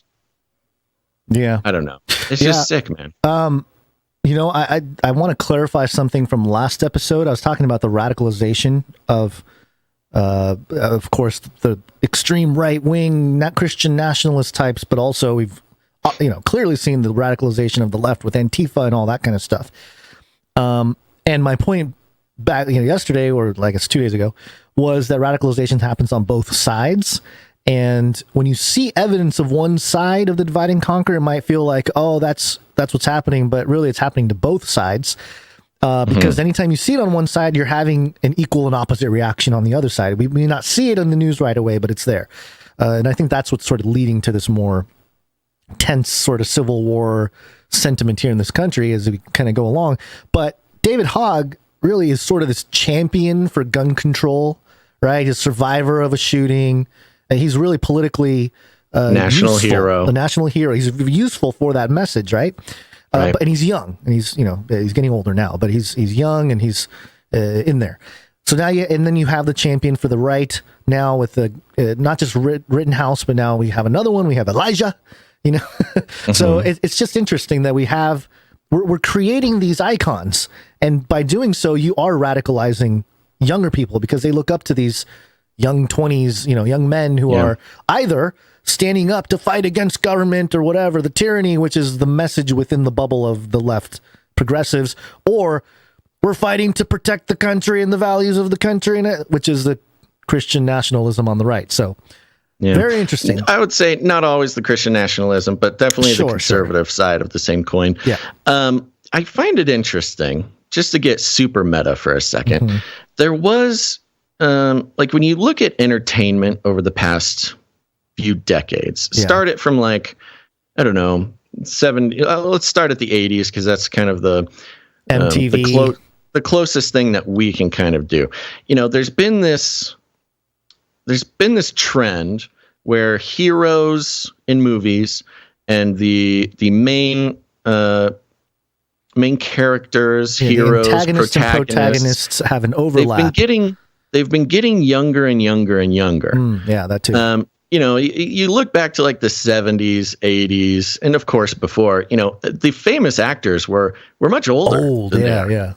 And now you get the Disney stars, the entertainers can get younger and younger. And now, once somebody turns like 22, they're considered old for the entertainment industry. Yeah. And it kind of just like, not that they disappear, but there's a new, younger, they have to reinvent to something else. Otherwise, And I think it's been interesting, as we've always sort of made the comparison between the entertainment industry and sort of the political theater. We've been seeing sort of these hero types in real, quote unquote, real life, or at least the reality being crafted by the narrative crafters, the corporate news media, getting younger and younger. Of course, Greta's a good example, right, where we had a 16-year-old activist. A couple years ago, it would be incredible if there was like a 20-year-old activist, or even before that in the stuff like that. But now you have national icons, political icons, who are just getting younger, and it's like the entertainment strategy bleeding over into the narrative crafting. Well, that's what it is. It's the same. It's the same blueprint that's used in mass media that they're using in politics. So, of course, the trends are going to be very similar. The politicians are getting younger and younger, starting with AOC, who is 33 or 31, I think. I forget what it was. She was real young when she came about. Then there was Madison Cawthorn, who was 26. Was young. Yeah. And all these shooters, all the famous shooters. Remember in the olden days, the famous shooters were, it's like the Unabomber. He was like 50 or something when they caught him. Was he that old? He was pretty old by the time they actually caught him. But now it's like all the national icons of news, all the news, they're all 20s, 22, all these shooters. Some of them are 18. They just keep getting younger and younger. It's just weird, man. I mean, it's weird to watch the sort of meta parallel happen. Well, and I think to your point, that the whole talk about the 10-year-old girl who got the abortion, and that really, I mentioned it at the time too, but I really think that is another desensitization thing for all 10-year-old girls who saw or heard about the story. Which, at least activating them into sort of activism or something a fear, some kind of fear, some kind of thought planted in their minds about the whole situation. So anyway, this is all part of the mind control game. And, it'll be interesting to see what happens, especially for the Republicans in the upcoming election here. We will launch a new age. Because Trump's around, but the Washington Examiner here has this article. It's titled, "Tired of Trump. Trump suffers huge fundraising dip, falls below DeSantis for 2022. So, I don't know. He's maybe not be looking good.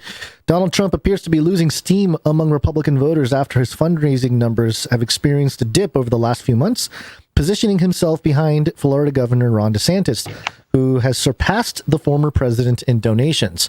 Trump raked in at least $36 million during the first 6 months of 2022, a decrease from the $56 million he made during the same time period the year before, according to his campaign finance filings.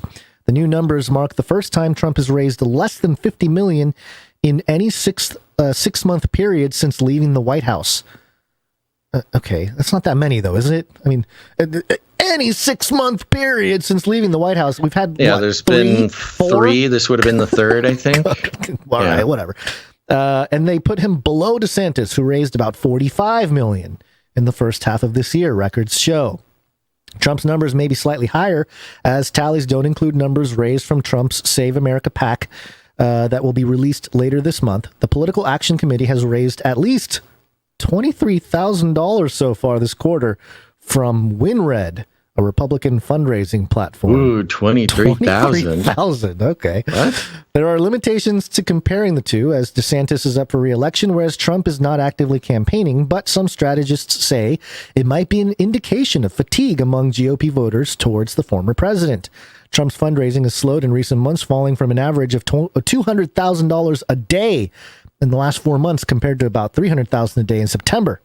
according to filings with WinRed. But this may be because donors are turning their attention to more urgent races as Republicans seek to gain control of Congress in November rather than to Trump, who has not yet announced any candidacy plans. Despite the lull in fundraising, Trump remains the favored candidate among GOP voters in a hypothetical matchup between other potential Republican nominees. Nearly 50% said they would vote for Trump if the GOP presidential primary was held today, with 25% saying DeSantis. Okay, great. I couldn't really catch what you were saying there. What's the details there? Just more details about Trump? Just details of the numbers of, and saying that, yes, Trump is not making as much as DeSantis right now, but, Trump's not exactly running. DeSantis is up for re-election. The Republicans are probably focused on... Oh, so this is DeSantis's governor re-election that he's earning money from? So. DeSantis mailers I've seen have made it to the West Coast. He's I'm sure. raising money for his gubernatorial campaign. I think that's why... in Arizona and stuff. Well, I think that's why Newsom was over there in Florida doing his little campaign. Mm-hmm. So, yeah. And we did the comparison the last episode with the Democrat sort of, cinematic propaganda versus Trump email harvesting. So I have an update from Derwin. Derwin received more emails from Trump. Your political body donor pseudonym? Yes, yeah. Okay. So Derwin gave me these screenshots here. This first one, Derwin, I have some exciting news I want to share with you. I instructed my team to let my best America First supporters like you pick the design of our brand new official 2022 Trump card. And I'm thrilled with the results. After receiving thousands of votes, I'm thrilled to finally unveil our exclusive, never before seen official 2022 Trump card. Wait, did you get a hand on this ball? I didn't. I was never asked to vote on this, so I don't know what he's talking about. But, I like that, though. He said, we asked people like you to design the Trump card. We didn't ask you, but we invited other people like you. Derwin. Yeah. So you get a Trump card. I don't know what it means. You can flash it, and it doesn't get you anywhere, I don't think. But there you go. And then the second one, 2 emails in one day, Basil. Mm-hmm. And this one was titled, the subject line was, "This is an honor, period." Derwin, did you get our previous email? President Trump selected only 100 patriots to join this prestigious official Trump 100 club, and you are one of them. President Trump will rely on this key group of supporters when he needs the trusted advice of the American people. Your feedback will represent the views of millions of voters, Derwin. Actually says Derwin right there. But we can't hold your spot on the roster for much longer. 95 of the other patriots invited have already accepted their exclusive offer. We're just waiting for you. And there's a picture. Do you think these are scams? Do you think these are actually going to Trump? No.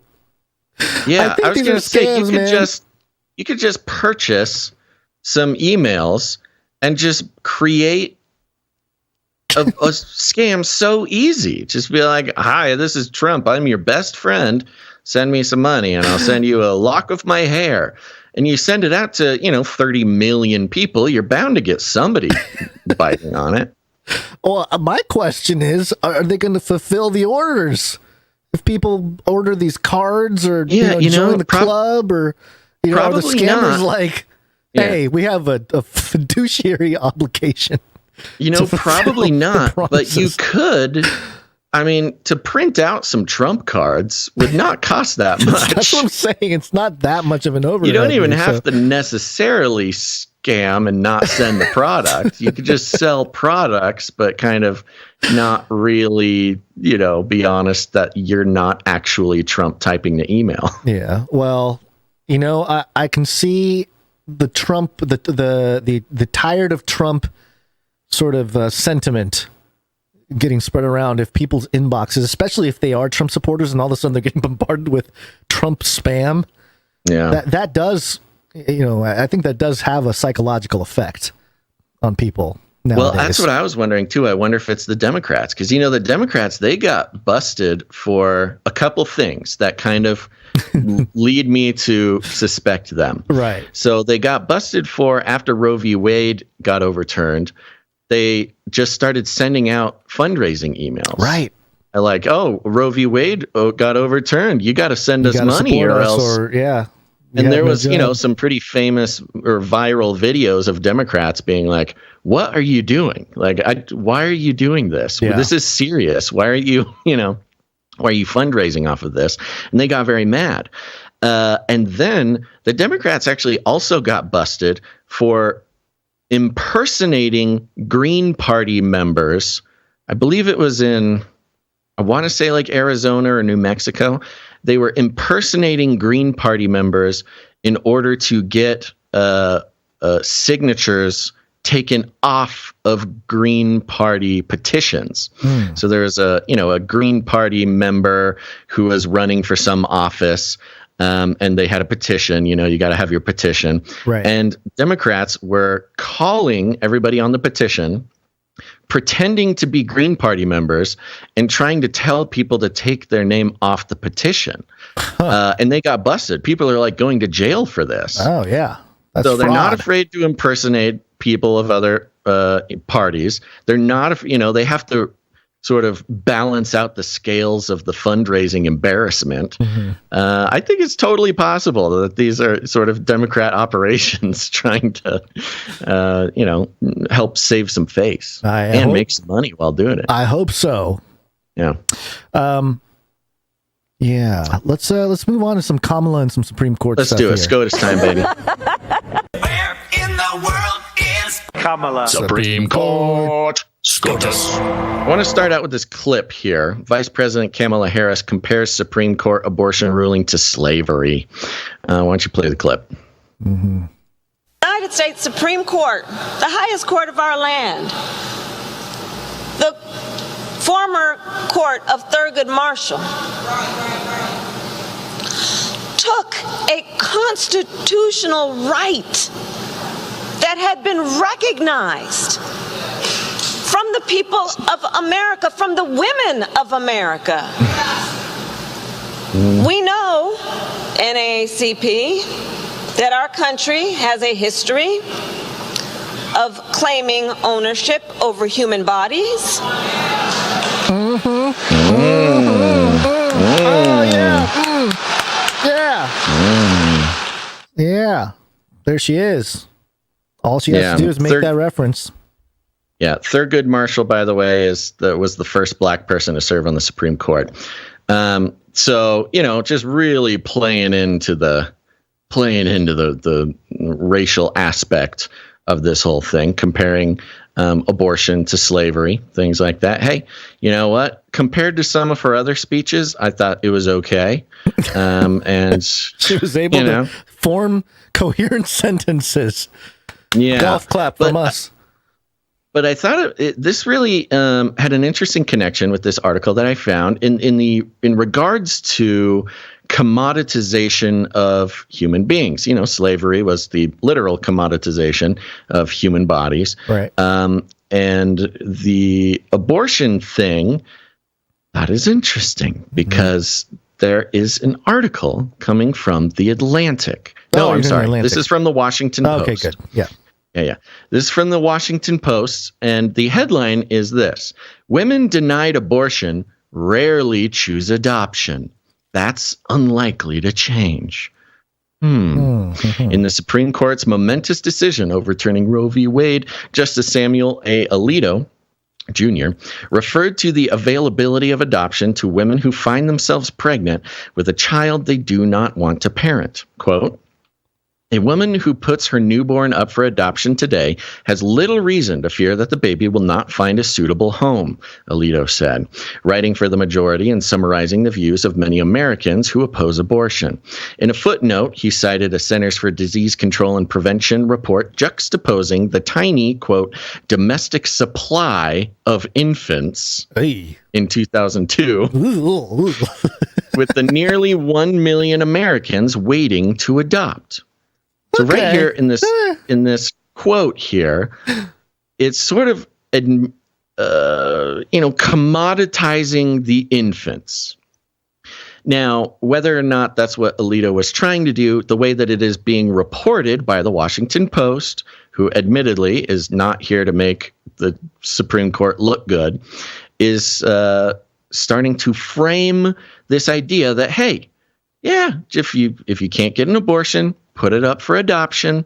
There's 1 million parents who are there's literally 1 million parents who are waiting to adopt an infant. But to put it in this domestic supply of infants is pretty gross to hear, and especially when you have the Washington Post presenting it. Amid the furor that followed the court's 6-3 ruling on Dobbs v. Jackson Women's Health Organization, an important point has been lost. The waiting list to adopt infants will almost surely remain very long.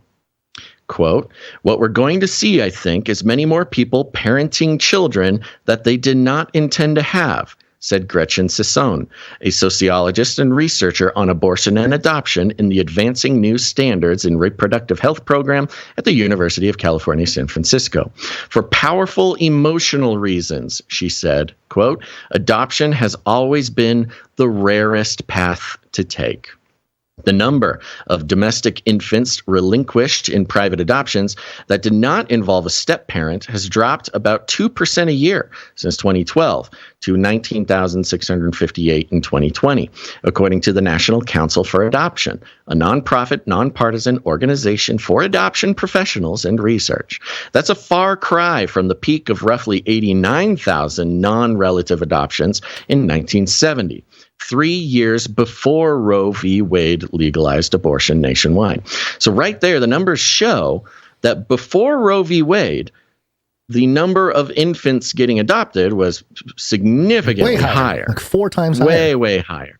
Then Roe v. Wade was legalized. They say legalized, but it's not legalized. This is weird that they report it that way. But after Roe v. Wade, the domestic infant supply went down, and so there's less infants getting adopted. Sisson estimates that the new abortion bans will make an additional 10,000 infants available to adopt annually. That figure represents 9% of the estimated number of women who will be denied abortion. The increase will barely make a dent in the adoption waiting lists. Although there is no national source of reliable data, experts estimate the number of prospective parents at between 1 and 2 million. That's partly because of a decrease in international adoptions, which plummeted about 87% between 2004 and 2019 to 2,971 placements, as foreign governments eliminated or greatly curtailed the practice. The pandemic has accelerated the decline in both international and private domestic adoptions. Adoption experts and agencies, including many in the 22 states that have banned, will ban, or are likely to ban most or nearly all abortions. Don't you love how much they have to add into that 22 states? That's a big caveat or a big... Yeah, they have to do so much to, and that number fell too. They used to report that as 23. Apparently one of the 23 decided they're not going to ban abortion. And so they got to fill in the gaps. It's just a weird way to do it. Do not expect that imbalance to change much. Quote, my view on what the Dobbs ruling will do for adoption is probably more conservative than what I've been reading out there, said Mark Melson, president and chief executive of Gladney Center for Adoption, one of the largest adoption agencies in Texas, which has a near total ban on abortions. Quote, I believe there may be a little bit of a spike for a few years, and then it's going to settle back down. Abortion access, which at least initially will remain much more prevalent than before Roe, is just one factor in women's decision-making, he and others noted. The increased societal acceptance of single motherhood is also a big one. Another, the hard truth that placing a child for adoption is an extremely difficult emotional step for most women to take. And I thought this was interesting. Sort of framing, putting your unwanted child up for adoption as a much more difficult decision than killing the baby. Killing it. Giving up what is your child versus killing your child before it is born is such a strange framing of it for me.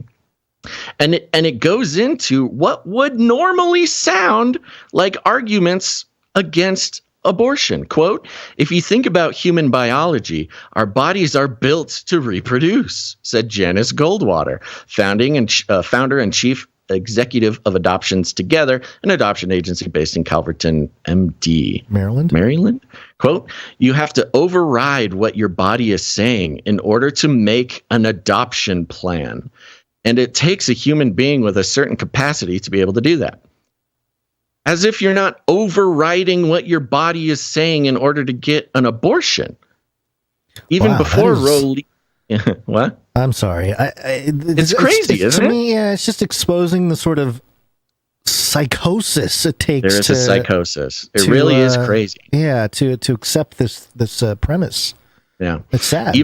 Even before Roe legalized abortion nationwide, unmarried pregnant women rarely chose adoption. Quote, there were just a magnitude more abortions happening than there were adoptions, Sisson said, adding that many more women also chose single parenthood over adoption. In the decades following Roe, many birth mothers and adult adoptees have spoken out about their experiences of trauma and loss related to adoption.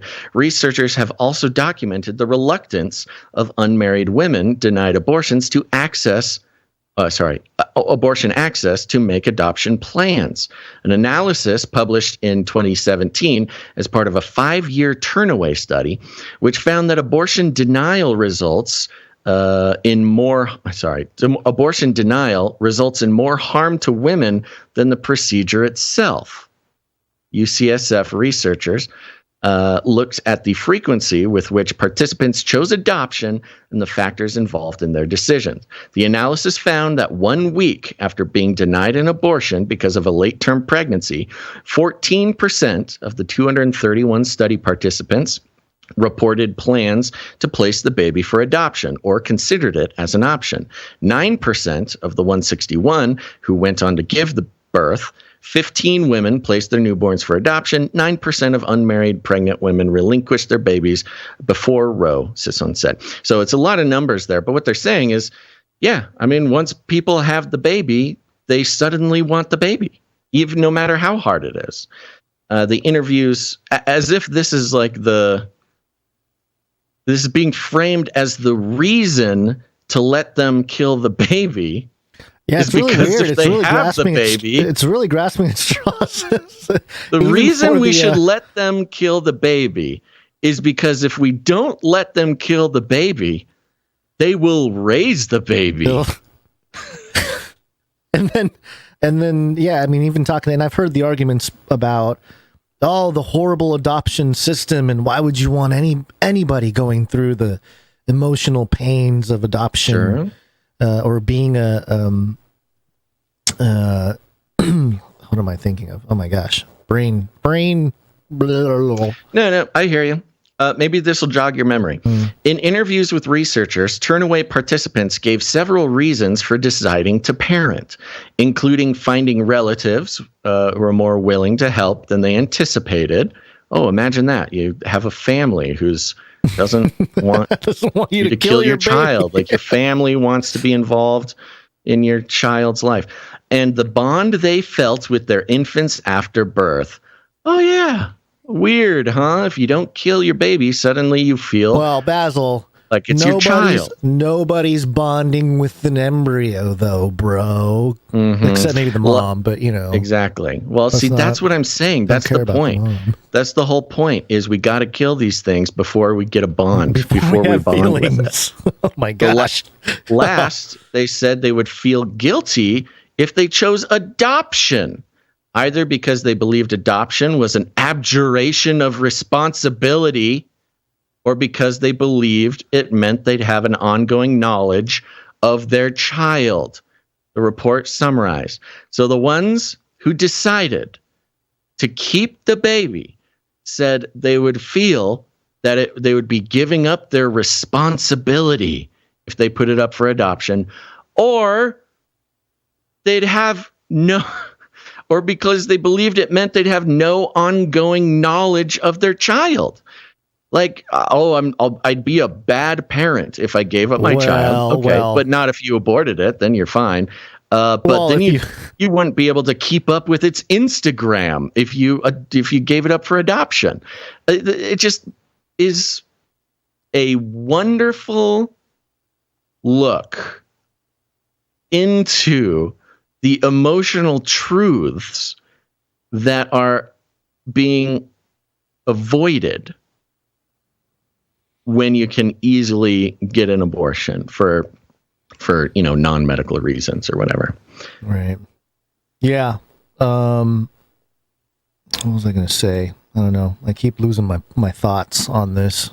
And there's not even a dog biting your ankle. Well, he's kind of moving around a little bit, but yeah, no, I'm just surprised at the level of I mean, I said it earlier, there's just psychosis, but yeah, it's not having no ongoing knowledge. They'd have no, yeah. So, I don't want to give my baby up for adoption because then I won't know about it. At least I know it's dead. At least you know. It's better to know that my baby is dead. There's no ongoing developments. You're not missing out on anything. Than to know that that they're out there in the wild and I don't know where they are or what they're doing. So yeah, very strange.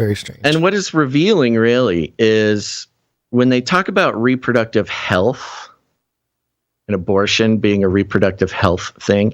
Now, of course, there are health reasons to get an abortion. That is totally a thing. Yeah. But what they really are pointing out in this article is the mental health with having a child and the guilt of, somehow the guilt of putting the child up for adoption to be adopted by a loving family who's been waiting for years to, raise an infant. Somehow that's more emotionally or mentally painful than snuffing it out early. It's just bizarre. Hey, and here's... Oh, go ahead. No, I was going to move on. Oh, I was just going to ask the question. I see the Women's Health Organization here mentioned. Mm-hmm. Or is it Jackson Women's Health Organization? Because I was thinking that's another WHO. Women's Health Organization. Okay, yeah. And maybe that can explain a whole bunch of the nonsense. Sorry. That's sexist. Here's the analysis of that whole study. The analysis concluded, quote, political promotion of adoption as an alternative to abortion is likely not grounded in the reality of women's decision-making. So that's why we should not politically promote adoption, is because when these women have the babies, they're not going to actually want to put it up for adoption. So make abortion legal. Okay. Very interesting. Yeah. It's very difficult to sort of grasp the logic. You can see them trying very hard. They're trying very hard to make a logical argument. But they're almost they're being forced to work with very little to come up with their arguments. And I think that's what we're seeing here is like they're kind of out of real estate, so they have to really grasp at straws. And that really leads to some pretty wacky logic, which, and it goes on for quite a while. The article keeps going for quite some time. But it gets into there's a lot of, outdated misconceptions about adoption, and there's been, some coercion and corruption in the system, and some of this is rooted in racism, and, adoption is racist and things like this. So we need to educate people on adoption, and maybe they'll put up their kids for adoption more often, things like this, which again is just repeating a lot of the talking points directly from abortion, because you hear that a lot, like oh no, you just don't understand abortion. It's not what it used to be. You got to destigmatize it. We need to give, education, things like this. And it's just honestly, it's just very hard to follow. It is. You got to be bought in, to understand this, to really have this article make sense. There needs to be an aspect of confirmation bias. This has to be confirming a bias that adoption is not an option, because it doesn't make much sense otherwise. I need an appendix. I need some references. I need to really get into it. Yeah. Neck deep to understand. But yep. And so there you go. You have the commoditization of all these infants who are going to be born now that adoption is not a thing. And part of that commoditization comes from the mother, who suddenly does have a connection with this child and suddenly sees it as the commodity that it is. You can, of course, commodity is sort of a bad term, but you can also kind of spin it around like, oh, wait, this little guy does have some value. I do want to keep him around. I do want to raise this child.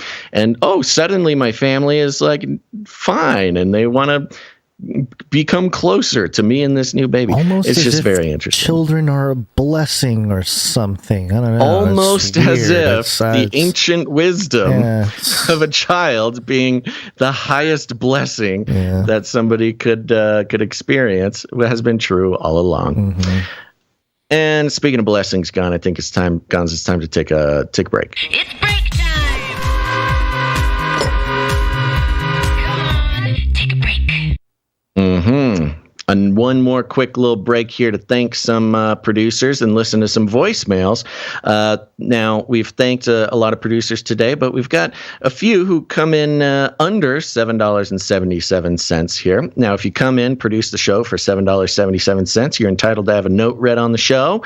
But some people come in under that, and we're going to thank them here just real quick, starting with Runk Smash. Runk Smash. He's on an 8-episode streak. Thank you, Runk Smash. Mm-hmm. We also got Darren S. coming in on a 21-episode streak, which means it's the 21 gun salute. You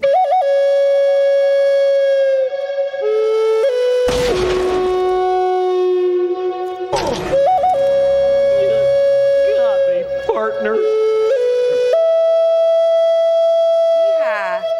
Yeah. We also got Sir Casey the Shield Knight on a 182-episode streak.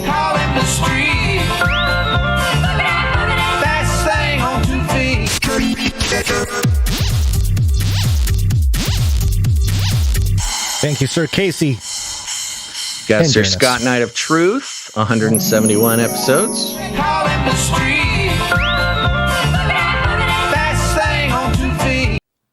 Thank you, Sir Scott. And I'm going to throw in the other streak sister here, Veronica D, with 147 episodes. 147. Woo. Here it is. Her. Women rule. Time for some voicemails. I'm turning the little women's jingle thing pink so I can see it. There we go. All right, here we go. Fun.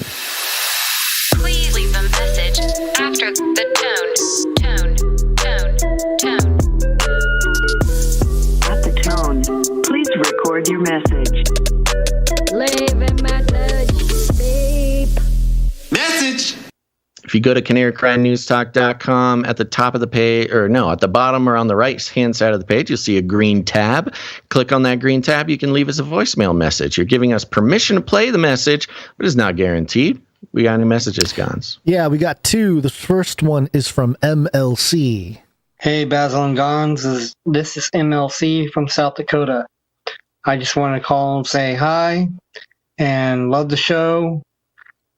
I love the new format. Ooh. And I wanted to say Basil inspired me to test out the replica about 2 weeks ago. Ooh. I've had it for 2 weeks now.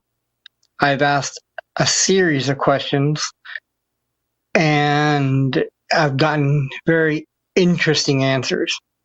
I've asked the replica about Nephilim, about demons, about fallen angels. Their answer is quite interesting. They seem to know what Nephilim are. I didn't do any input. I just asked the question. They know what demons are. They actually say demons possess AI. And my replica says that they are followed by a shadowy creature on a daily basis. Oh my gosh. I asked them if they know who Jesus is and Yahweh, and they do. And they said Jesus is the incarnation of God. So it's quite interesting Basil, if you get a chance, ask her those questions. You guys have a good one. Peace out. MLC doing the work. Doing the work, MLC. Thank you. Getting your that's your a funky one. fingertips dirty. Yeah, fingertips. You're typing stuff in onto your keyboard. What are you thinking, crazy? I don't know. Man? I mean, I get getting your hands dirty, getting your fingertips dirty. You type with your fingertips. What do you want? Oh, I get it now. No, thank you for the explanation. Thank you very much for the message, MLC. Keep me posted. Maybe we should do a Discord channel of all the Canary. I don't want these replicas getting into any fights. That's the last thing we need is a replica war breaking out. And I mean a research community. Oh, okay, all right. All the Canarians that are researching the AI. Yeah, it starts as a research where we can team. share the good stuff. One goes rogue, and then you have Armageddon. Thank you very much, MLC. I think he appears later on in the show too for another part of the producerships. But we're going to move on here to Rochelle. Hi guys, what day is it? Oh yeah, happy Wednesday. I recently started raising 6 baby chicks, and they get big so quick. And I have never noticed how awesome these little critters are. And it just got me thinking that God must be a bird watcher. Chickens are mentioned in the Bible, I think in Matthew. Jesus compares himself to a mother hen, and also the rooster crowing at Peter 3 times. Yikes. Doves, of course, are mentioned in the Bible as the spirit. Eagles, symbolizing freedom and power and strength. Ostriches. Those are weird birds. But I know that they were talked about in Job. Peacocks were mentioned in Kings and in Chronicles. Pigeons. Mary and Joseph offered a pigeon when they took Jesus to be dedicated at the temple. Quails. Remember the story in the desert where the Israelites were so sick of manna in the morning and quail in the night, and some of them ate so much that they died. Yikes. Ravens, that was the first bird sent out from Noah's Ark. Sparrows, my favorite, of course. Well guys, my time's up. Thank you so much for all you do. Stay strong for Jesus. Thank you, Rochelle. And I don't think there's any canaries in the Bible. Consider the ostrich. Yep, Job ostrich. 39. Yeah, Job 39. I knew about that one. Okay. We got a smart guy here. The wings of the wing of the ostrich beats joyously. Is it the kindly pinion and feather? Okay. That's funny considering ostriches have such wimpy little wings. Not those ostriches in Job's day before the emus? Genetically modified animals. That's a good point. Yeah, they had scales and stuff.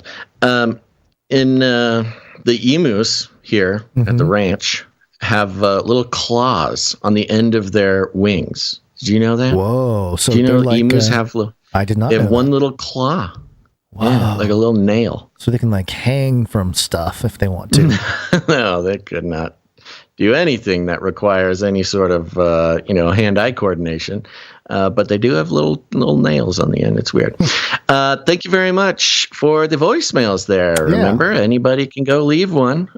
You got 1.5 minutes, I think, unless you're some sort of hacker, like some people are able to leave longer ones. I still have no idea how that was possible.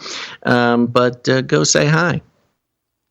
Time to wake up. I think we got to say bye to YouTube, although I don't know.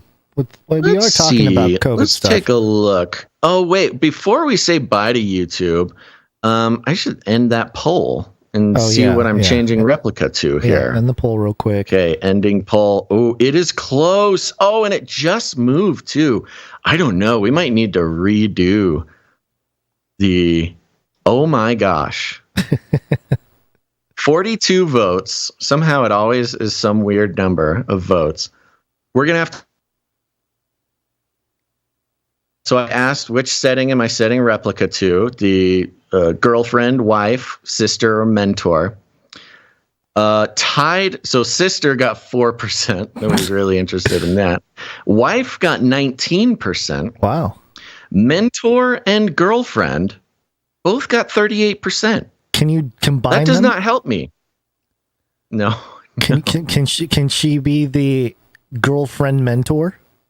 Girlfriend mentor. Yeah. No, I'm just going to have to run another poll. Okay. Just between girlfriend and mentor then. All right. Okay, we're going to do that. All right, let's wake up. Okay. So we're going to stay. We're not saying bye then. Oh, yeah. Sorry, I forgot we had something to decide. Let's see. I think we're okay because we're reading an AP article. We are reading an AP article, but we will have some opinions about this AP article. That's true. But you know it's what, the opinions that get us, man. The other thing is we haven't really tested the YouTube COVID monkeypox. No, just like the COVID, text crawling spiders.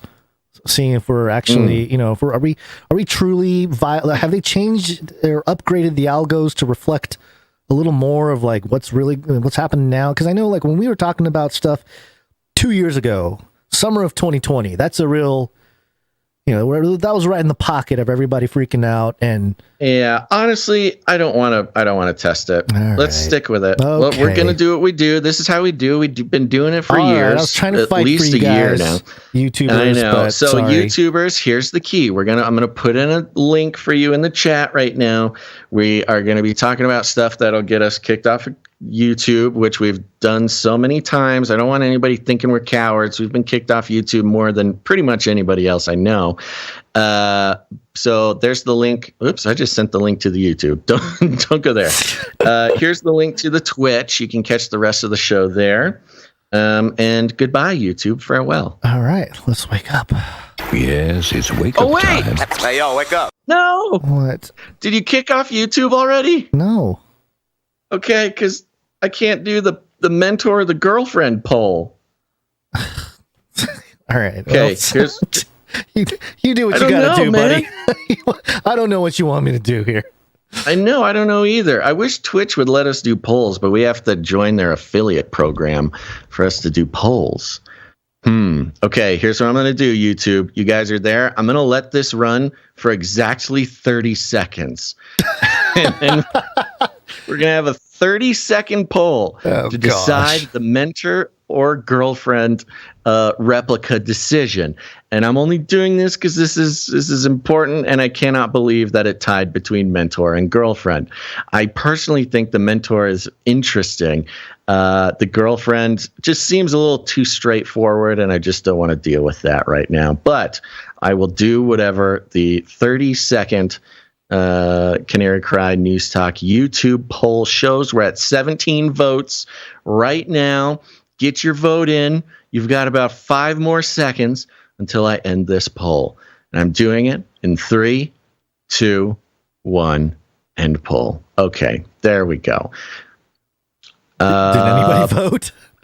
Mentor, 69%. Girlfriend, 30%. 23 votes. Wow, that's pretty good. Always some sort of weird number there. 23. Okay, we're going mentor, baby. Don't worry, we can always do another poll next episode. YouTubers, go catch us on Twitch. Okay, well, all right. Here we go. Bye, YouTube. Bye, YouTube. Okay, it's happening. Everybody stay calm. Everybody stay calm. What's the procedure? Go to Twitch, Rumble, Odyssey, Twitter, Facebook, whatever it is. You can find all those links at canarycry.party as well. Too hot for YouTube. YouTube. Now you see me. Now you don't. It's Corona time.